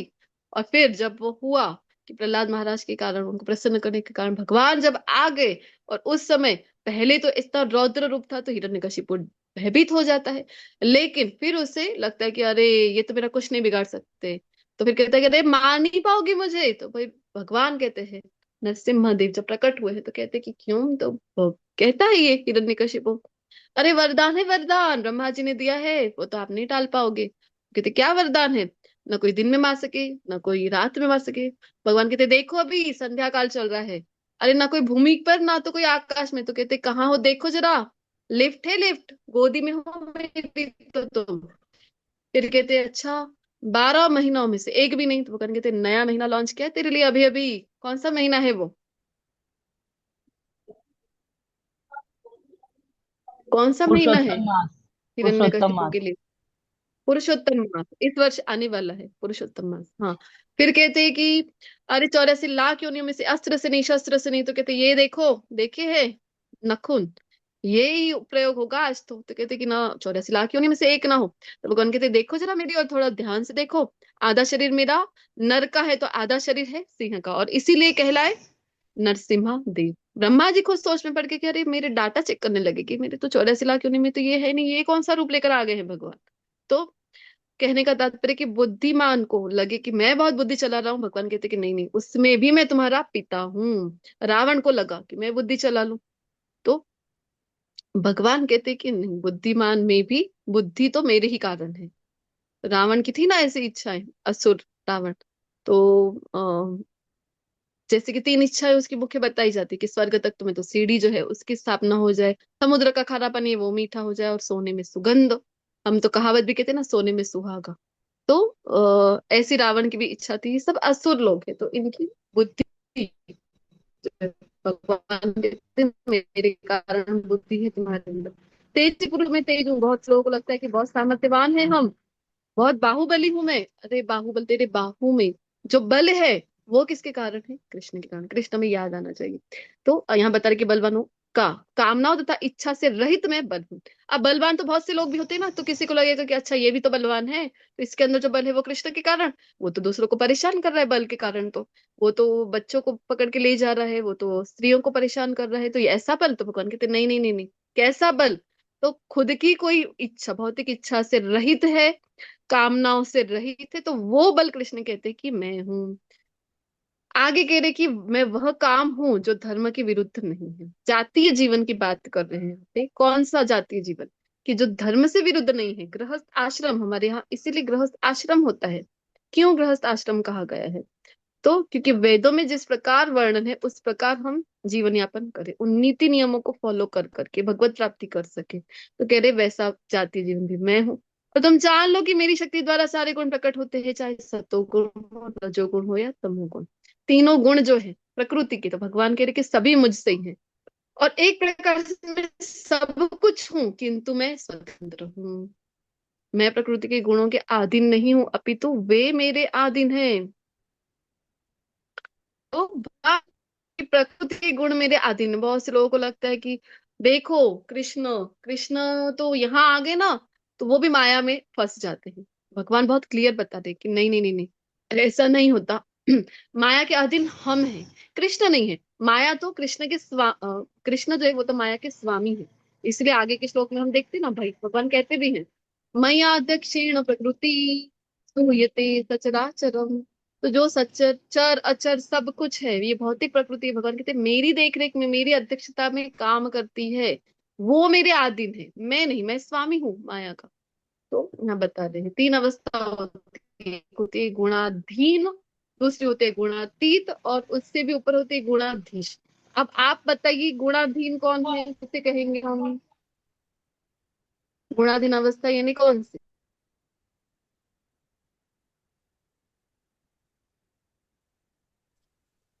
गुणाधीन अवस्था का अर्थ क्या है बताइए? बद्ध जीव। हरे कृष्णा। हाँ, गुणाधीन ने हरे कृष्ण माता जी, गुणाधीन मतलब हम गुणों के अधीन है, बद्ध जीव जो होते हैं। हरि बोल जी, हम सभी हाँ, जीवात्मा गुणों के अधीन हैं, गुणातीत तो मतलब श्री गुणाधीन। कृष्ण भगवान जो सभी गुणों पे इंद्रियों पे अपना संपूर्ण उनका नियंत्रण है, वो गुणातीत है। जी, और कौन आएंगे गुणातीत में? भगवान के सभी भक्त, शुद्ध भक्त जो है वो सभी गुणातीत अवस्था, जो गुरु महाराज जो भी हैं सभी संप्रदायों के, वो सब गुणातीत अवस्था में, शुद्ध भक्त सभी गुणातीत अवस्था में रहते हैं। और गुणाधीश कौन है तो फिर?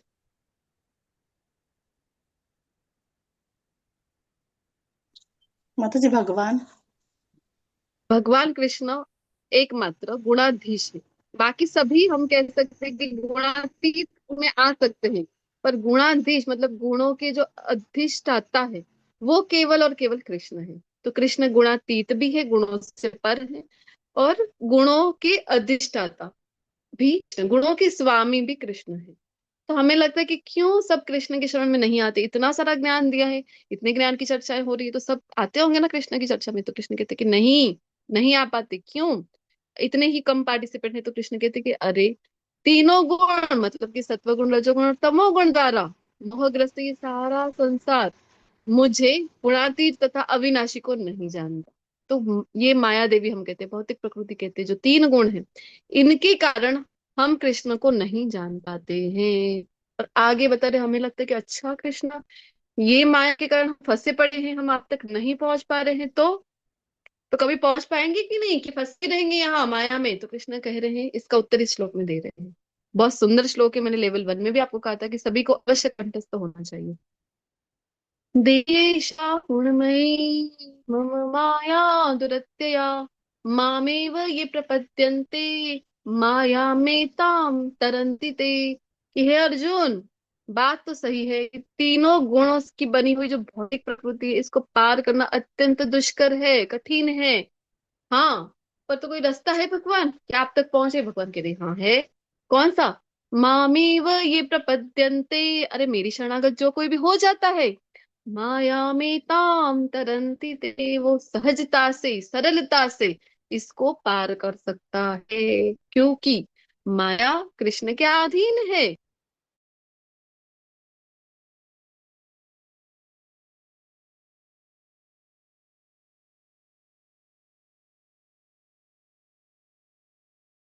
हरे कृष्णा। नेटवर्क भी आज थोड़ा हमें इशू दे रहा है।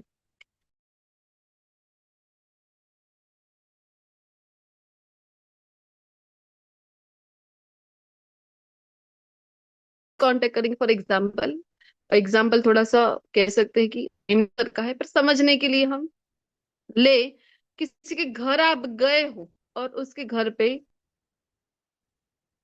पेट डॉग है और वो आपको भौंकना शुरू कर देता है, तो आप क्या करते हो? उसको बोलते हैं ए चुप हो जा, ए टॉमी चुप चुप चुप, भौंको मत मेरे ऊपर, भौंको मत, ऐसा करते हैं।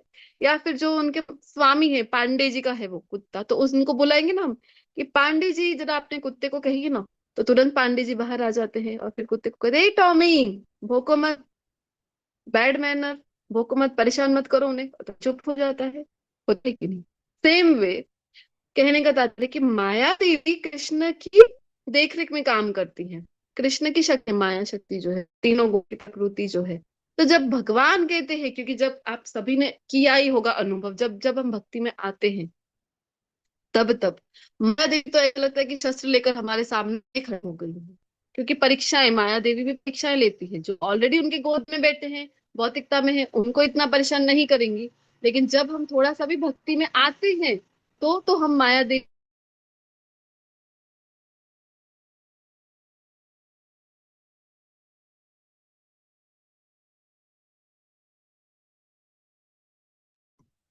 हरे कृष्णा। तो तुरंत माया देवी को लगता है कि अब अगर फिर से मेरा डिस्कनेक्ट हुआ ना, तो फिर मैं रीजॉइन करूंगी लीव करके।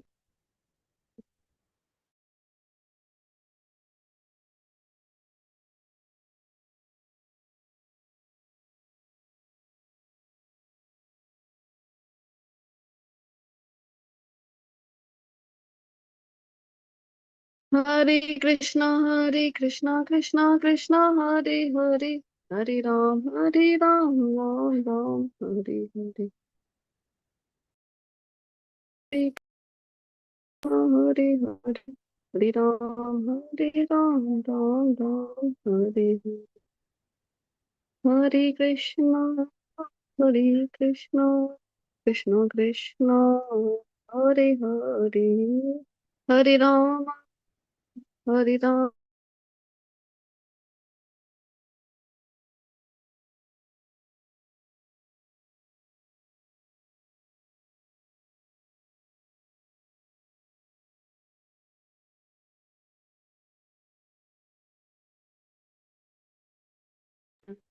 हरे कृष्णा। तो चलो, ट्राई किया है दूसरे नेटवर्क से ज्वाइन करने का, देखते हैं हम।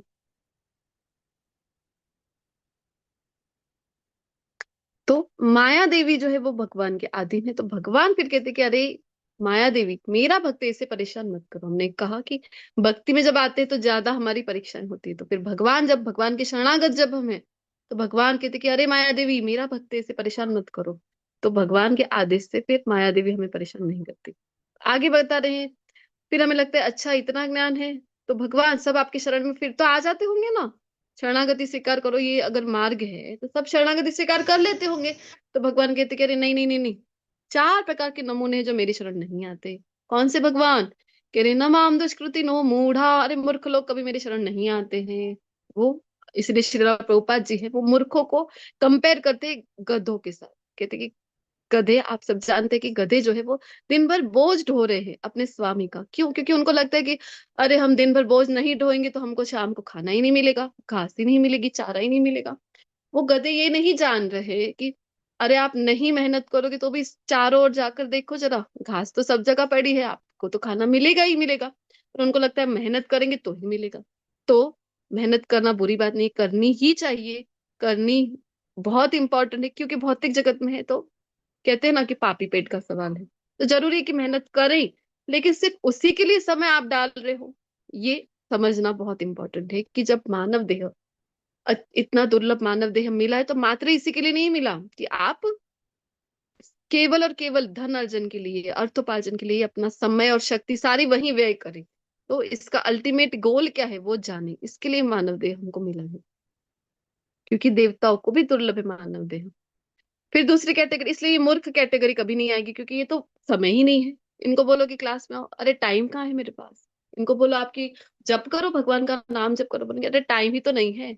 इसलिए कह रहे हैं मूढ़ा, नहीं आ पाएंगे। दूसरी तो नराधम, अरे मनुष्य में जो अधम है, ब्राह्मण कुटुंब में जन्म मिला है, आपको वैष्णव कुल में जन्म मिला है, तो भी अगर भक्ति नहीं कर रहे हो तो फिर उसको कहा गया है नराधम। जगाई मदाई का उदाहरण हम लेते हैं चैतन्य चरितामृत से, कि जगाई मदाई नित्यानंद प्रभु जब प्रचार करने के लिए गए थे, हरिनाम प्रचार, और जगाई मदाई ब्राह्मण कुल में जन्म था, फिर भी इतने अधम थे कि जो भी कार्य हम कहते कि 4 नियमों का पालन करो, वो सारे के सारे तोड़ते थे, चारों नियम। ब्राह्मण कुल में होकर भी गाय को मारकर उनका जो मांस है वो आहार कर भक्षण करते थे। स्त्रियों को है, कोई भी सुंदर स्त्री देखते थे तो उनके साथ व्यभिचार करने लगते थे, उनको परेशान करते थे। तो सभी तरीके से मदिरा पान करते थे, द्युत क्रीड़ा, चारों के चारों नियमों को खंडन करके जो है ऐसा जीवन व्यतीत कर रहे थे। और जब नित्यानंद प्रभु और हरिदास ठाकुर जी प्रचार करते करते उनके पास पहुंचे, उनको कहते हैं, क्योंकि नित्यानंद महाप्रभु जो है वो अधमों पे जल्दी कृपा करते थे, तो बहुत अधमी थे ये दोनों।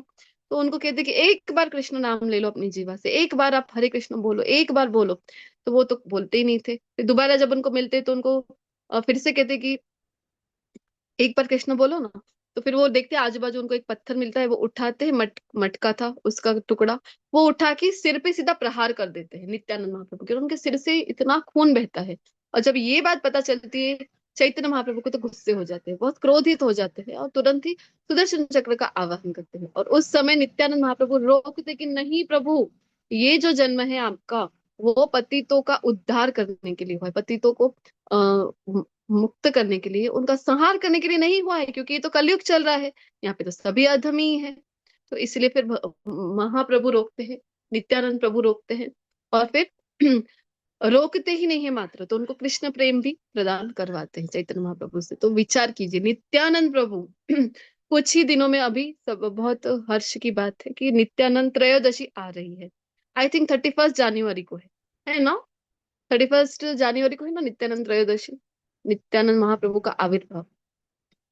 तो हम सभी भी प्रार्थना करेंगे नित्यानंद महाप्रभु से उस दिन, अभी भी करना चाहिए कि हे नित्यानंद महाप्रभु, आप पतितों का पहले उद्धार करते थे, और हमसे अधिक पतित तो कौन हो सकता है। तो हमारे ऊपर भी आप अपनी कृपा दृष्टि डालें, क्योंकि हमें लगता है कि हमने बहुत पाप कर्म किए हैं, तो जगाई मधाई से अधिक तो हमने नहीं किए होंगे। जब जगाई मधाई पे कृपा कर सकते हैं नित्यानंद महाप्रभु, तो हम पर भी कर सकते हैं। जब जगाई मधाई को चैतन्य महाप्रभु के पास से कृष्ण प्रेम दिलवा सकते हैं, तो हमें भी प्रेम और भक्ति भगवान की दिलवा सकते हैं। हम उनके चरणों में अवश्य प्रार्थना करेंगे नित्यानंद महाप्रभु की, कि हमें भी कृष्ण प्रेम भक्ति की प्रदान करे। और एक आज का दिन विशेष महिमा भी मुझे याद आ गया। आज मध्वाचार्य जी का तिरोभाव दिवस है। मध्वाचार्य जी जिनकी हमारे जो संप्रदाय है इस्कॉन, उसका नाम है ब्रह्म मध्व गौड़ीय संप्रदाय। तो क्यों ब्रह्म मध्व? तो ब्रह्मा जी को ज्ञान जब दिया और फिर मध्वाचार्य आचार्य होकर गए हैं। तो मध्वाचार्य कौन थे? तो इन शॉर्ट यहाँ बता दूं कि वायु के उनको अवतार माना जाता है। तो जब त्रेता युग में आए तो हनुमान जी, और द्वापर युग में आए तो भीमसेन, और जब कलयुग में वही अवतरित हुए हैं तो मध्वाचार्य जी के रूप में, मतलब कि कंबाइन अवतार माना जाता है, तो वायुदेव का।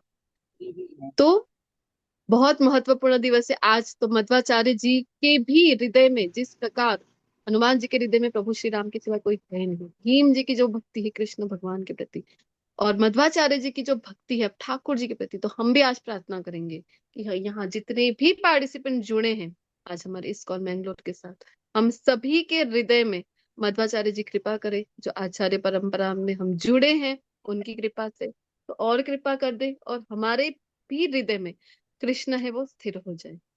तो इसी के साथ माधवेंद्र आगे पुरी भी बोलते हैं ना मध्वाचार्य को माता जी। हरे कृष्णा। माधवेंद्रपुरी अलग है माता जी, और मध्वाचार्य जी अलग है। माधवेंद्रपुरी की जो हम वो आता है ना कि श्रीनाथ जी वाली घटना हम लेते हैं, 9वें अध्याय में लेंगे हम फिर से। जो पुरी से ऊपर एक खीर चोरा है, वहां पे मध्वाचार्य जी है। माधवेंद्रपुरी के लोग, वो माधवेंद्रपुरी, और मध्वाचार्य जी है जो है वो, उनका तो मैंगलोर जो हमारा मंदिर है मैंगलोर के पास में आता है। गांव का नाम अब भूल गई हूँ। मंत्रालयम, मंत्रालयम राघवेंद्र स्वामी। उनका जो जन्म स्थली है अभी याद नहीं आ रहा है, किसी को हो तो चैट बॉक्स में लिख दीजिएगा। स्किप हो गया मेरे माइंड से। और वहां पे उनके कृष्ण भी है, उड़पी कृष्ण भी हम दर्शन करने गए थे मध्वाचार्य जी के, और उनकी जन्मस्थली है वहां पे, मैंगलोर के बहुत पास ही है। याद नहीं आ रहा है नाम मन, मुझे। मंत्रालयम। नहीं, ऐसा बराबर। तो नहीं, अलग था नाम तो। अच्छा। चैट बॉक्स में लिखिए किसी को याद हो तो, फिर हम तो उस पर बात करेंगे।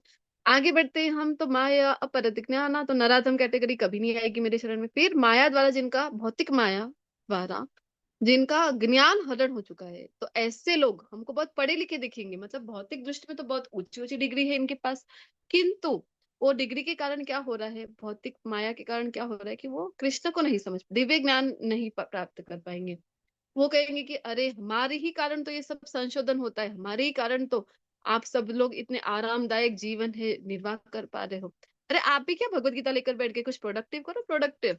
ऐसे लोग जो उदाहरण के लिए साहित्यकार हैं, बड़े बड़े वैज्ञानिक, बहुत से वैज्ञानिक हैं जो धर्म में मानते हैं, भगवत गीता को फॉलो करते हैं, उनकी बात नहीं कर रहे हैं। जो नहीं मानते हैं वो कैटेगरी कृष्ण कहते हैं कि मुझ तक कभी नहीं पहुंच पाएंगे। और चौथी, आसुरम भावमाश्रित, आसुरी प्रवृत्ति, कि जो रावण की बात की हमने, कि जो आसुर है, ऐसे लोग जो हिरण्यकशिपु है, ये कभी भी भगवान तक नहीं पहुंच पाएंगे। हमें लगता है कि रावण तो भक्त था, अरे भक्त नहीं, खुद को प्राप्त वो तो हिरण्यकशिपु ने भी किया। फिर तो खुद को जो प्राप्त करना है उसके लिए आप जाके कुछ कोई देवता को प्रसन्न कर लेते हो, और क्यों, तो मुझे ये अमुक अमुक शक्ति मिल जाए, अमरत्व मिल जाए। फिर करोगे क्या, दूसरों को परेशान करेंगे, हम तीनों लोक में हाहाकार मचा देंगे।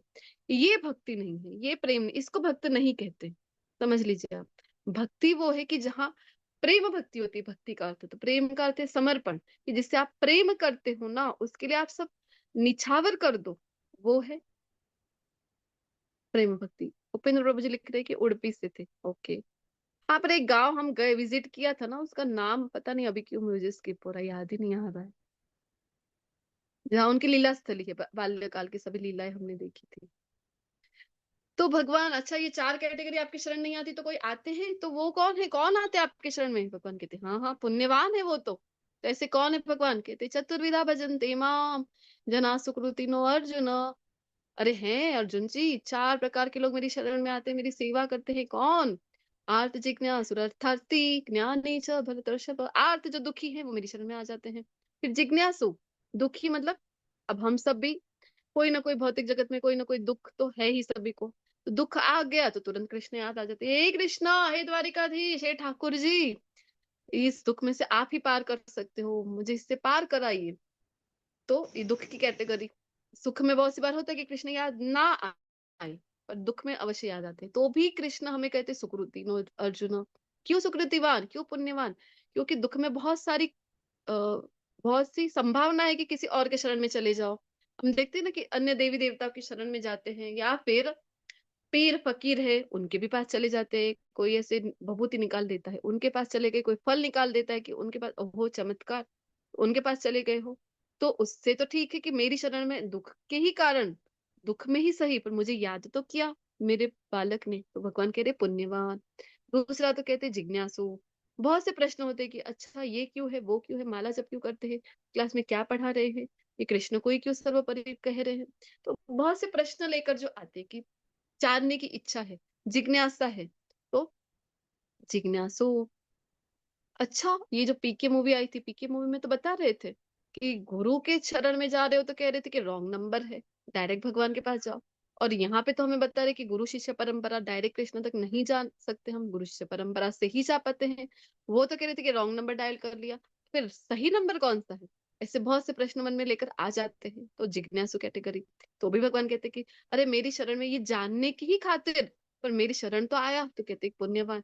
फिर कहते अर्थार्थी, कि जिनको अर्थ, धन की प्राप्ति चाहिए, तो जनरली हम ये इसीलिए जाते भगवान की शरण में कि अरे ये प्राप्त हो जाए, वो मिल जाए। हे भगवान, आपकी तो पत्नी ही लक्ष्मी जी हैं, अरे थोड़ी उनसे कह दीजिए ना कि थोड़ी कृपा दृष्टि हम पर भी डाल दे, तो हम पे भी धन की वर्षा हो जाएगी, थोड़ी सी तो लिफ्ट करा दे, ऐसा हम कहते हैं ना। तो अर्थार्थी, कुछ प्राप्त करने के लिए भगवान की शरण में गए हैं। अथवा कह रहे कि ज्ञानी च भरतर्षभ, की जो ज्ञानी है, कि ज्ञान मतलब थेरोटिकल ज्ञान सारा ले लिया है, पर अब अनुभूति बाकी है। कहते ना प्रैक्टिकल ज्ञान जीवन में उतारना, आत्मसात करना, ये प्रैक्टिकल ज्ञान जो है, अनुभूति वाला ज्ञान है, तो वो जीवन में उतारना बाकी है। इसके लिए जो आ रहे हैं, तो कृष्ण कहते हैं कि ये चार प्रकार के लोग मेरी शरण में आते हैं, भगवान इन्हें पुण्यवान कह रहे हैं। और इन चारों में से कृष्ण कह रहे हैं कि सभी कुछ ना कुछ इच्छा से ही आ रहे हैं, इसीलिए सभी का कोई ना कोई इसके पीछे अर्थ है, मतलब साध्य करना चाह रहे कि ये मिल जाए वो मिल जाए, कुछ ना कुछ तो है ही। कुछ ना हो तो ज्ञानी भी अगर है तो मुक्ति की आकांक्षा तो है ही है। मुक्ति की भी आकांक्षा अगर आप लेकर कृष्ण के शरण में आ रहे हो तो भी कुछ ना कुछ आकांक्षा ही हुई, कुछ ना कुछ पाना ही हुआ। और जो हमने जिससे बात की, यस, उपेंद्र प्रभु जी ने जो लिखा प्राजका, ये था वो गांव जो मैं भूल गई थी, मध्वाचार्य जी का। जी, प्राजका उडुपी के पास जो है वो उनका गांव है। मध्वाचार्य जी की सभी बाल्य लीलाएं का वहां पे स्मरण होता है, चीजें देखकर हमको उनको स्मरण कर सकते हैं। तो हम बहुत सौभाग्यशाली है कि मध्वाचार्य जी के संप्रदाय से हम जुड़े हैं। आज उनका तिरुभाव दिवस है। हाँ, तो हम बात कर रहे हैं कि प्रेम भक्ति, प्रेम जहाँ है वहां तो समर्पण है। अरे मुझे कुछ नहीं चाहिए, मुझे तो बस आपका प्रेम चाहिए। और हम कहते भी है ना, जिससे हम चाहते हैं उससे हम कुछ नहीं चाहते कि ये मिले वो मिले, तो प्रेम ही नहीं है। कुछ भी कारण जुड़ गया तो प्रेम ही नहीं रहा। तो इसीलिए ज्ञानी को चारों में से श्रेष्ठ कहा है, पर भगवान को जो प्रिय है वो तो अनन्य भक्त, वैसे देखा जाए तो, क्योंकि उनको कुछ चाहिए ही नहीं कृष्ण से, उनको तो सिर्फ भगवान से प्रेम है, प्रेम भक्ति है। तो भगवान कहते हैं इनमें से ज्ञानी जो है वो सर्वश्रेष्ठ है चार में से, क्योंकि वो मुझे अत्यंत प्रिय है और मैं उसको अत्यंत प्रिय हूँ। वो मुझे जानना, मेरे विषय में अनुभूति करना चाह रहा है। निस्संदेह ये सब उदार चेता व्यक्ति है, किंतु जो ज्ञान को प्राप्त करता है उसे मैं अपने ही समान मानता हूँ। वह मेरी दिव्य सेवा में तत्पर रहकर मुझे सर्वोच्च उद्देश्य को निश्चित रूप से प्राप्त करता है। ज्ञान प्राप्त अनुभूति अब जैसे जैसे होने लगेगी भक्ति में सेवा, आप सभी को भी निश्चित रूप से, अब तक जो भी जुड़े हो, बहुत समय से जुड़े हो, भगवान की भक्ति में सेवा कर रहे हो, जप कर रहे हो, तो अब तक में अवश्य आपको भी कोई ना कोई अनुभूति हुई ही होगी, जिससे आपको लगे कि नहीं कृष्ण सुन रहे हैं मुझे, कृष्ण तो मेरे आसपास ही है। तो ऐसा करते करते धीरे धीरे आप भी अनन्य भक्ति की स्टेज को प्राप्त करोगे। इसलिए ज्ञानी को कह रहे कि निश्चित रूप से मुझे प्राप्त करेगा। फिर बहुत ही इंपॉर्टेंट श्लोक आ रहा है, बहुनाम जन्मनामन्ते ज्ञानवान मां प्रपद्यते वासुदेव सर्वमिति स महात्मा सुदुर्लभ। तो हमें लग रहा है कि हम भगवान के विषय में चर्चा में सम्मिलित हुए, भगवत चर्चा में, भगवत गीता की चर्चा में, तो सामान्य बातें नहीं नहीं नहीं। बहुनाम जन्मनामन्ते, अनेक जन्म के बाद कृष्ण कह रहे हैं कि कोई व्यक्ति मेरी शरण में आता है, ज्ञानवान माम प्रपद्यते, ऐसे ज्ञान प्राप्त कर करके क्या होता है कि मेरी शरण में आ गया और जान लिया। उसने क्या जान लिया कि वासुदेव सर्वमिति, अरे वासुदेव यानी कौन? कृष्ण। कृष्ण ही सभी कारण कारणम है। तो इससे भगवान कह रहे महात्मा। हम तो किसी के भी आगे महात्मा का विरोध लगा देते हैं, पर महात्मा भगवान किसे कह रहे हैं कि जो कृष्ण के शरणागत है, जो कृष्ण को ही सर्व कारण कारण मानता है, भगवान कहते ऐसा महात्मा सुदुर्लभ, ऐसा महात्मा तो विरला है, दुर्लभ है। हम भी अगर भगवत चर्चा में सम्मिलित हो पा रहे हैं, हम ये जानने का प्रयत्न कर पा रहे हैं, तो कोई साधारण बात ये है नहीं। अनेकानेक जन्म के पश्चात ये होता है। हमें लगता है कि हमारे आजू बाजू क्यों कोई नहीं आ रहा है भगवत गीता की क्लास में, और हमें देखो तो कोई मूवी जा रहा है, कोई तो कौन सी मूवी आई थी अभी, धुरंधर जा रहा है, कोई कोई सैयारा मूवी जा रहा है, और हम बैठ के भगवत चर्चा करें, भगवत गीता सीखे। तो ऐसा क्यों? तो ये याद रखो, जब भी आपके परिवार के व्यक्ति हो कोई, या आजू बाजू के व्यक्ति हो, तो वो नहीं आ रहे हैं जब, तो याद करिए बहुनाम जन्म नामन्ते हमारे हो चुके हैं और उनके अभी बाकी। उनके जब हो जाएंगे बहुनाम जन्म नामन्ते, तब वो भक्ति में आ पाएंगे। सरल नहीं है भक्ति में आना, अनेकानेक जन्म आप ले चुके तभी आप आ पाते हो। आगे कह रहे हैं कि जिनकी बुद्धि भौतिक इच्छाओं द्वारा मारी गई है वे देवताओं की शरण में जाते हैं और अपने अपने स्वभाव के अनुसार पूजा विशेष विधि विधानों का पालन करते हैं। कुछ तो कुछ प्राप्त करना है।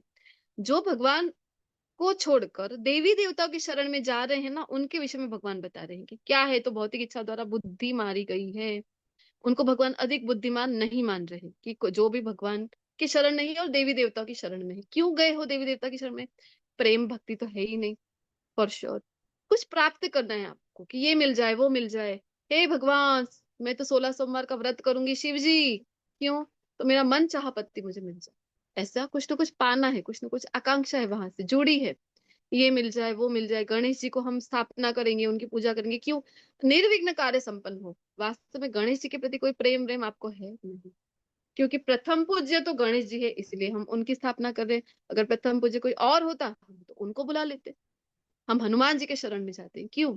क्योंकि तुम रक्षा काहू को डरना, तो भूत पिशाच निकट नहीं आवे।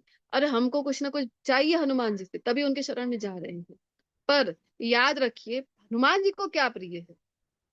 प्रभु चरित्र सुनिबे को रसिया, राम लखन सीता मन बसिया। हनुमान जी के हृदय में क्या है? उनको क्या प्रिय है? उनको तो प्रभु चरित्र सुनिबे को रसिया, उनको कथा प्रिय है।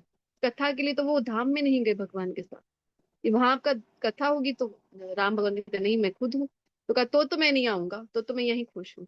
तो क्योंकि कथा इतनी दुर्लभ है, कथा का इतना महत्व है, कहने का तात्पर्य हमें इजीली मिल रही तो हमें उसका महत्व है नहीं। देवी देवता के शरण में हम इसीलिए गए कि कुछ मिल जाए हमें। तो गीत भी गाया जाता है, माँ मुरादे पूरी कर दे हलवा बांटूंगी, ऐसे गीत गाए जाते हैं। मुराद पूरी ना हुई तो बांटोगे हलवा? अरे तो क्यों बांटे हम? तो हम देवी देवता ही चेंज कर लेंगे। तो मैया रानी छोड़ो और ये देवता को पकड़ो। कोई कह दे कि ये देवता से जल्दी पूरी हो जाएगी इच्छा, तो हम तो वो मैया रानी को छोड़ देंगे और ये देवता को पकड़ लेंगे। हमें तो बस मतलब है हमारी इच्छा मनोकामना हमारी पूर्ण हो जाए, और किसी चीज से मतलब है नहीं। तो आगे कह रहे कि यदि किसी देवी देवता में भी आपकी श्रद्धा स्थिर हो रही है ना, तो वो भी कृष्ण के कारण, कृष्ण हमारे सभी के हृदय में परमात्मा स्वरूप है, तो वो स्थिर करते हैं, तभी हम किसी देवी देवता की पूजा कर पाते हैं। अदरवाइज हम उनकी भी भक्ति, उनकी भी श्रद्धा उनके प्रति नहीं कर पाते। इसलिए कहते हैं कि इच्छा करना बहुत महत्वपूर्ण है। अगर हमने इच्छा की तो कृष्ण उसको स्थिर कर देते हैं। हमने इच्छा की, हमको कृष्ण को जानना है, हमको कृष्ण भक्ति करना है, तो कृष्ण वहां स्थिर कर देंगे। हमने इच्छा की कि नहीं, हम तो कुछ प्राप्त करना है, ये देवी देवता की शरण में जाए, वहां पूरी नहीं हुई तो वो देवी देवता की शरण में, तो कृष्ण कहते हैं वो तेरी इच्छा। क्योंकि कृष्ण ने हमको स्वतंत्रता दे रखी।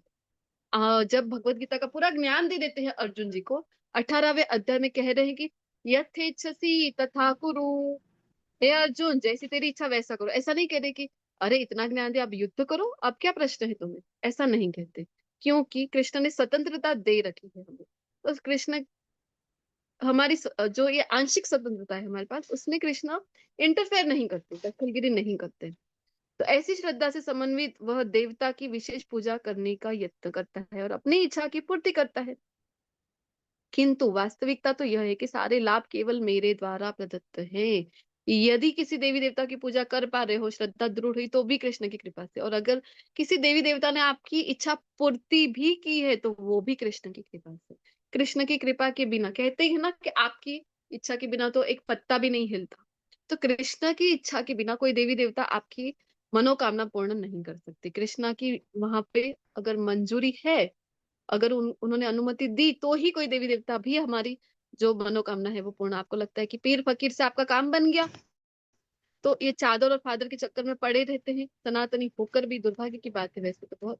लेकिन अगर आपको लग रहा है कि पीर फकीर से काम बन गया, तो वो पीर फकीर के कारण भी काम बना हो आपका, तो भी कृष्ण ने कृपा की तो ही बन सकता है। अदरवाइज नहीं, कोई आपकी मनोकामना कर ही नहीं सकता जब तक कृष्ण की कृपा ना। कृष्ण की कृपा के बिना हम कुछ भी नहीं कर पाते हैं। कोई लोग गीत गाते, वो मुझे याद आ रहा है, ना मैं मांगू हीरा मोती, ना चांदी ना सोना, मैया मैं तो चाहूं तेरे दिल में छोटा कोना। प्रार्थनाएं ऐसी बहुत करते हैं हम, और जैसे ही मंदिर से बाहर निकले तो हमारा शुरू हो जाता है कि अरे, तुरंत कोई व्यापारी है कहते हैं कि अरे इतने में तो हमें घर में ही नहीं आया। और बाहर जाके आप देखो तो 5 रुपए की वस्तु 50 में बेचते मिलेंगे आपको, 500 में आई हुई वस्तु 5,000 में बेचते मिलेंगे। अरे क्यों बेच रहे हो? अभी तो आपने कहा ना चांदी ना सोना, अरे मैया रानी मुझे तो आपकी दिल में छोटा सा कोना दे दीजिए बस। प्रार्थना ऐसी है हमारी, लेकिन वर्तन हमारा बिल्कुल विरुद्ध होता है। तो अल्पबुद्धि वाले व्यक्ति देवताओं की पूजा करते हैं, तो भगवान ने उन्हें कहा है अंतवंतु फलम तेषाम तद भवत्य अल्पमेधसाम, कि जो देवी देवता की शरण में जाता है उनको भगवान कह रहे कि अल्पमेधसाम, मतलब कि ज्यादा बुद्धि नहीं है उनके पास। क्योंकि उनसे जो प्राप्त होता है ना हमें, वो क्षणिक है। उनसे अगर कुछ प्राप्ति हो भी गई तो वो क्षणिक रहेगा, अल्टीमेट उसका फायदा आपको नहीं मिलेगा, लाभ नहीं मिलेगा। तो उनसे प्राप्त होने वाले फल जो है वो सीमित है, क्षणिक है। तो देवताओं की पूजा करने वाले देवलोक को जाते, किंतु मेरे भक्त अंततः मेरे परम धाम को प्राप्त होते हैं। देवान देव यजो यान्ति मद भक्ता यान्ति माम अपि। कई लोगों का आपने सुना होगा कहते हुए कि जिसकी चाहे श्रद्धा रख लो, जिसकी चाहे भक्ति कर लो, सभी मार्ग एक ही जगह जाते हैं, अंततः तो सभी कृष्ण की ओर ही लेके जाएंगे। नहीं, कृष्ण इसका खंडन बार बार भगवत गीता में 9वें अध्याय में भी आता है। यान्ति देववतान देवान पितृ यान्ति पितृन्वता। यहाँ भी बता रहे 7वें अध्याय में, कह रहे ऐसा नहीं है कहीं की भी टिकट ले लो और आप वृंदावन पहुंच जाओ। आप कहोगे कि मैंने गोवा की टिकट ले ली पर जाऊंगा तो मैं वृंदावन। आप कहोगे कि नहीं नहीं दिल्ली की टिकट थी पर पहुंच जाऊंगा तो। हाँ, दिल्ली की टिकट लोगे तो ऑन द वे, वो बात अलग है। आप कहोगे मुंबई की टिकट ले ली मैंने और अरे मैंने तो साउथ इंडिया की टिकट ले ली और मैं वृंदावन पहुंच जाऊं। Is it possible? नहीं, नहीं हो सकता। जहाँ की टिकट है, आपको जाना अमेरिका है, आप रशिया की टिकट ले रहे हो, नहीं पहुंच पाओगे अमेरिका। जहाँ की टिकट है वहीं पहुंचोगे। इसीलिए भगवान कह रहे सभी रास्ते एक जगह नहीं जाते हैं। जिसको भजोगे उसकी धाम की प्राप्ति होगी। और देवताओं का धाम मतलब कि स्वर्गलोक, उच्च लोक जो है वहां है देवी देवता, भौतिक जगत नहीं है। वहां पहुंच भी गए तो क्या होगा? 9वें अध्याय में कहा है, क्षीणे पुण्य मर्त्यलोकम विशंति। जैसे ही पुण्य खत्म फिर से यहाँ आ जाओ भौतिक जगत। लेकिन अगर भगवान के धाम में प्राप्त कर लिया आपने तो यत् कृत्वा न निवर्तन्ते यम प्राप्य न निवर्तन्ते तद्धाम परमम मम। अरे यहाँ जो एक बार आता है वो फिर से वापस नहीं जाता, वो मेरा धाम है। तो ये अंतर है दोनों भी धाम में। तो भगवान की भक्ति करोगे तो भगवान के धाम में, देवी देवताओं को भजोगे तो देवी देवताओं की स्वर्ग लोक उच्च लोक तक पहुंचोगे।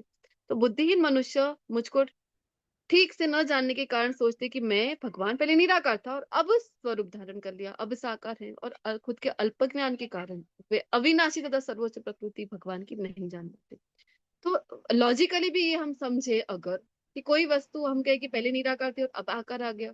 आप ले लो घर का सोफा ले लो, आप अगर कहो कि पहले निराकार था और अब इसको आकार आ गया है तो ये तो योग्य नहीं है, क्योंकि कोई भी वस्तु जो पहले निराकार थी उसका तो आकार नहीं बनता। हाँ, सोफा आपका अब आकार है लेकिन पहले कुछ तो आकार था। लकड़े से सोफा बनाया तो लकड़े का कुछ आकार तो था ना।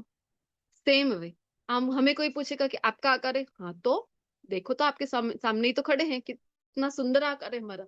अच्छा, आपके पिताजी का भी तो आकार है। दादा का, अरे दादा भी बड़ी बड़ी मूछें ताव वाली रखते थे, देखा हमने हमारे दादा को तो। अच्छा, उनके पिता के तो फोटो देखी, हमारे घर में फोटो लगी है इतनी बड़ी बड़ी बड़ी पागड़ी पहने हैं, मूंछों पर ताव दिए हुए फोटो खींची है, एक हाथ में लकड़ी पकड़े हैं। ऐसे परदादा थे हमारे। अच्छा, उनके भी तो पिता थे, सुना तो है हमने उनके विषय में। उनके पिता, हाँ सबके पिता है। और आपके पिता, परम पिता जो है कृष्ण, वो भगवान तो कहेंगे भगवान तो निर्गुण निराकार, उनका कोई आकार नहीं। आपका आकार है, आपके पूर्वजों का आकार है, लेकिन कृष्ण का, परम पिता जो है उनका तो कहते वो निराकार है। तो कृष्ण कहते कि खुद की अल्प बुद्धि के कारण ये माम अबुद्धय यहाँ लिखा है। अल्प बुद्धि के कारण वो मानते कि पहले निराकार थे और अब जब आए भौतिक जगत में तो इन्होंने आकार ग्रहण कर लिया है, ऐसा मानते। लॉजिकली भी ये बात कोई सच साबित होती नहीं है। ऐसी कोई वस्तु होती नहीं कि पहले आकार नहीं और फिर आकार आ जाए। तो इस और यहाँ भगवान कह रहे कि ना हम प्रकाश सर्वस्य योग माया समावृत मूढ़ो अयम ना बीजानाति लोको माम अजम्प्ययम्।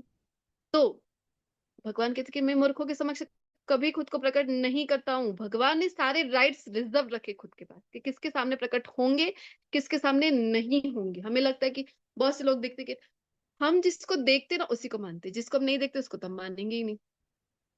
एक महात्मा बता रहे थे कि जब आप नहीं देखते उसको नहीं मानते, अच्छा तो बुद्धि है आप में? तो कहेंगे हाँ तो बुद्धि तो है मुझ में, कितनी बुद्धि है, कितना बुद्धिशाली हूँ, ये डिग्री है मेरे पास देख लो। तो कहेंगे अच्छा बुद्धि है तो बताओ। तो फिर वो सोच में पड़ गए कि बुद्धि है तो बताओ। बुद्धि थोड़ी बताई जाती है, आप कैसी बातें कर रहे हैं? तो कह रहे तो बहुत सी चीजें होती है जो दिखती नहीं है लेकिन होती है। कोरोना वायरस को किसी ने देखा क्या? हम में से कोई देख पाया? देखा किसी ने? आप में से देखा था क्या? हम तो नहीं देख पाए थे। देखा? हरे कृष्णा। हाँ जी कि ना जी? उत्तर देना है आपको। कोरोना नहीं वायरस देखा। आपने देखा? नहीं नहीं नहीं। नहीं, किसी ने नहीं देखा माता जी। अच्छा, जी जी धन्यवाद माता जी, मुझे लगा हमें ही नहीं दिखा, लगता है बाकी सब पार्टिसिपेंट देख चुके हैं। जी, हाँ, स्लाइड में देखे हैं माता जी। स्लाइड में देखे हैं वो तो बात अलग होगी, लेकिन हमारी आंखों द्वारा हम नहीं देख पाए थे। वो दिव्य शक्ति हम लोग पास नहीं। हाँ, तो एक तो हमने देखा हमारी इंद्रिया भी अपूर्ण है। तो बहुत सी चीजें हम नहीं देख पाते, तो क्या हमने नहीं माना कि उसका अस्तित्व ही नहीं है? हम कनेक्टेड है जिसके कारण अभी इंटरनेट के कारण कनेक्टेड है। क्या कभी देखा हमने कि ऐसी भी कोई अच्छा रेडिएशन है, उसके वेव्स हैं, ब्लू कलर की लाइट्स वेव्स आ रही हैं कि रेड कलर की हैं और हम जुड़ रहे हैं? देखा क्या कभी किसी ने वाईफाई के नेटवर्क को या फिर रेडिएशन को देखा है क्या? तो भी नहीं। हम जुड़े। जी। तो भी हम जुड़े हैं।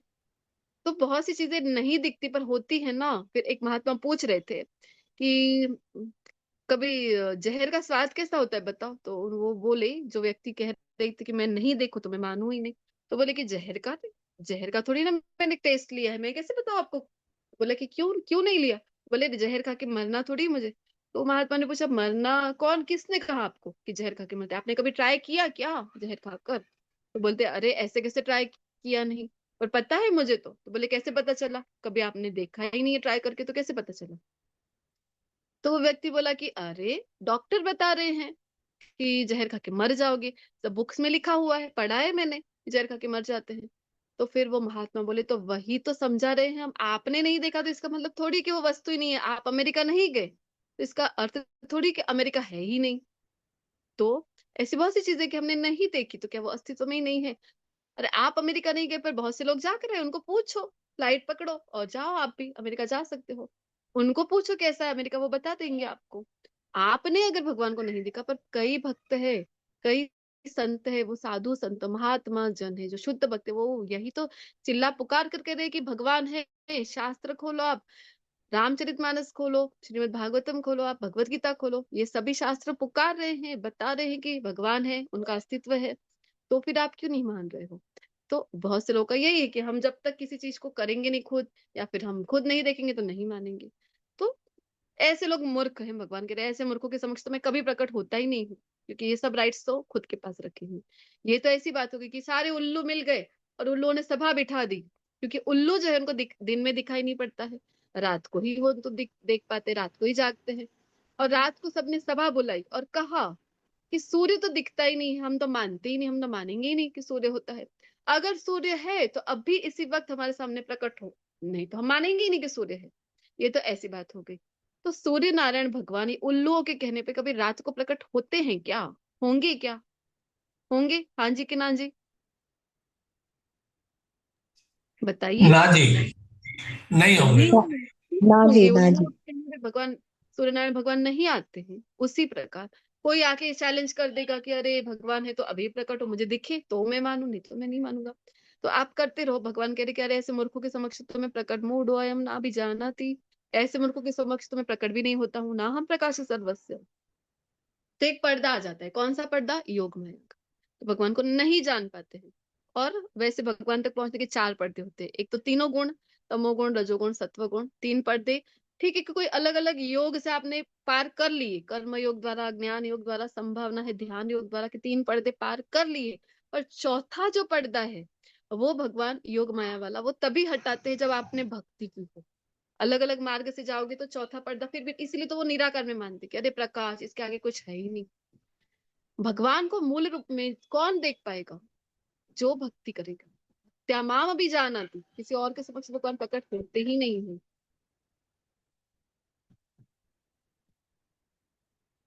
आगे बता रहे कि हे अर्जुन, श्री भगवान होने के नाते मैं जो कुछ भूतकाल में घटित हो चुका है वो जानता जानता हूँ, जो वर्तमान में हो रहा है वो भी जानता हूँ, और जो भविष्य में होगा वो भी मैं सब कुछ जानता हूँ। तो मैं समस्त जीवों को जानता हूँ, किंतु मुझे कोई नहीं जानता। भगवान को हम नहीं जान पाते है ना। वो भगवान है, वो सभी के विषय में जानते, पर हम उनके विषय में नहीं जान पाते। तो कई लोगों को यहाँ पे लगता है कि अच्छा, जो होने वाला है वो भी भगवान जान रहे हैं, तो हम करें ही क्यों? मतलब तो तय ही है, भाग्य में लिखा ही है वही होगा, तो हम कर्म भी क्यों करें, पुरुषार्थ भी क्यों करें? तो वही तो प्रश्न अर्जुन जी का है। पर भगवत गीता बोली ही इसीलिए गई कि पुरुषार्थ तो भगवत गीता शुरू से ही बता रही है, नियत कर्म तो करने ही है, नियत कर्तव्य तो करना ही है।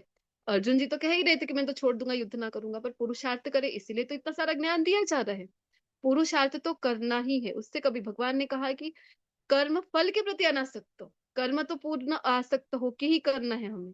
भगवान कहते कि मेरा भक्त दक्ष होता है, देवी आसुरी संपदा में दक्ष है, देवी गुण का है दक्षता को।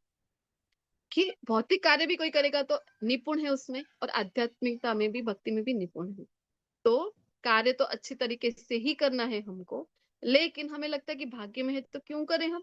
अरे भगवान कह रहे कि मुझे पता है, किस प्रकार पता है कि तुम कौन सा गुण सिलेक्ट करते हो। अगर तुम, एक कर्म ही है जो हम जो हमारे हाथ में दिया है, आंशिक स्वतंत्रता दी है ना यहाँ पे, कि कर्म आप चेंज कर सकते हो, बाकी कुछ भी हम चेंज नहीं कर सकते। ना जन्म कर सकते हैं, कोई माता पिता हमारे बदल सकते हैं, हम कुछ चेंज नहीं कर सकते हमारे जीवन में।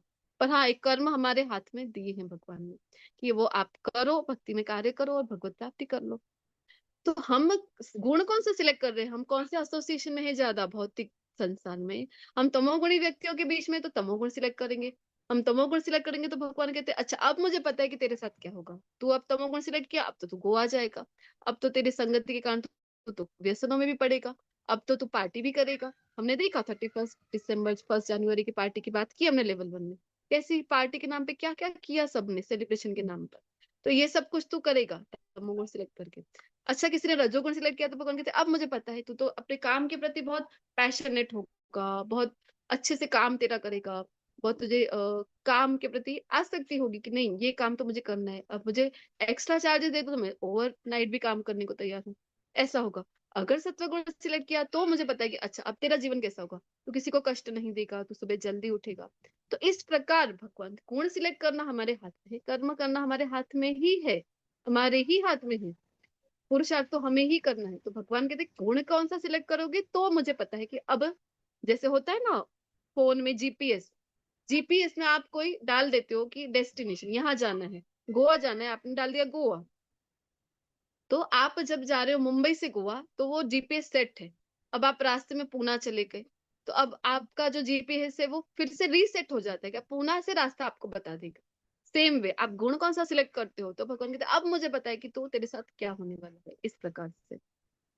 इसका अर्थ ये बिल्कुल भी नहीं है कि भगवान जानते हैं भाग्य में तय ही है तो मैं तो करूं ना करूं तो वही होगा वही मिलेगा, नहीं।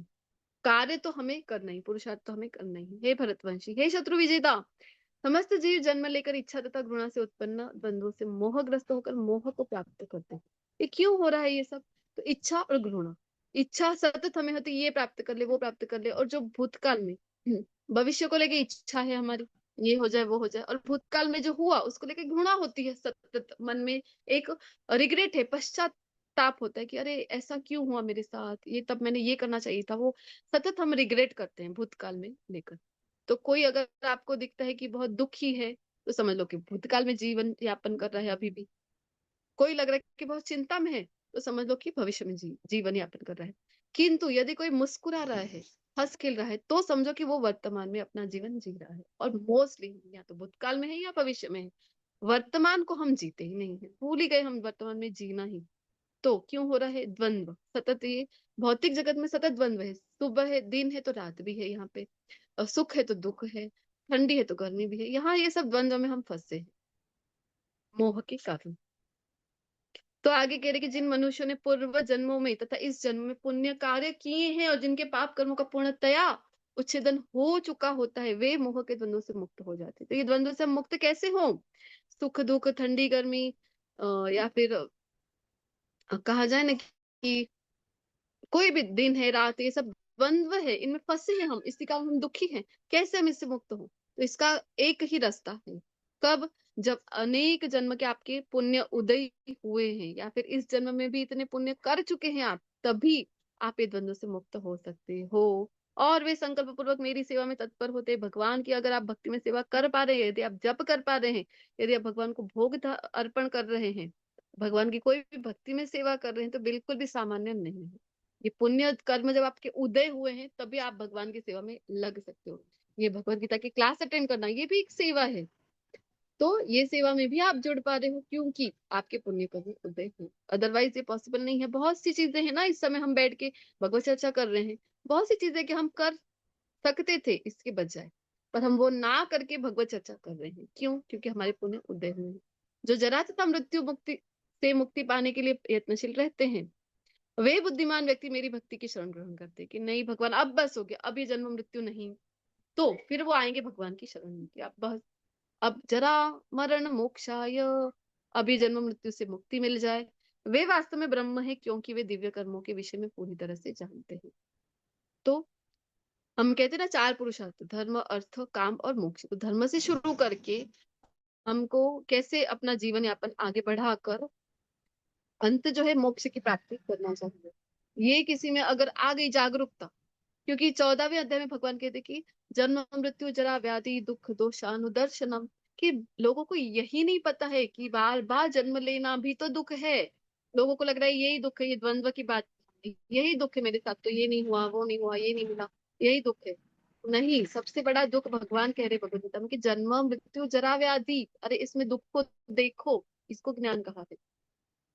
तो 13वें अध्याय में तो यहाँ पर जो है भगवान बता रहे हैं कि कब होगा, जब तुम जानोगे कि नहीं, पुण्य उदय होगा, तब तुम जान पाओगे जन्म मृत्यु से भी अब तो मुक्ति हमें मिल जाए। अभी भी ये वास्तविक शुद्ध भक्ति नहीं है, पर हाँ ठीक है कि बहुत से योग के द्वारा, भक्ति के द्वारा प्रयत्न करते कि जन्म मृत्यु से छुटकारा मिले, मुक्ति हमें यहाँ से मिल जाए।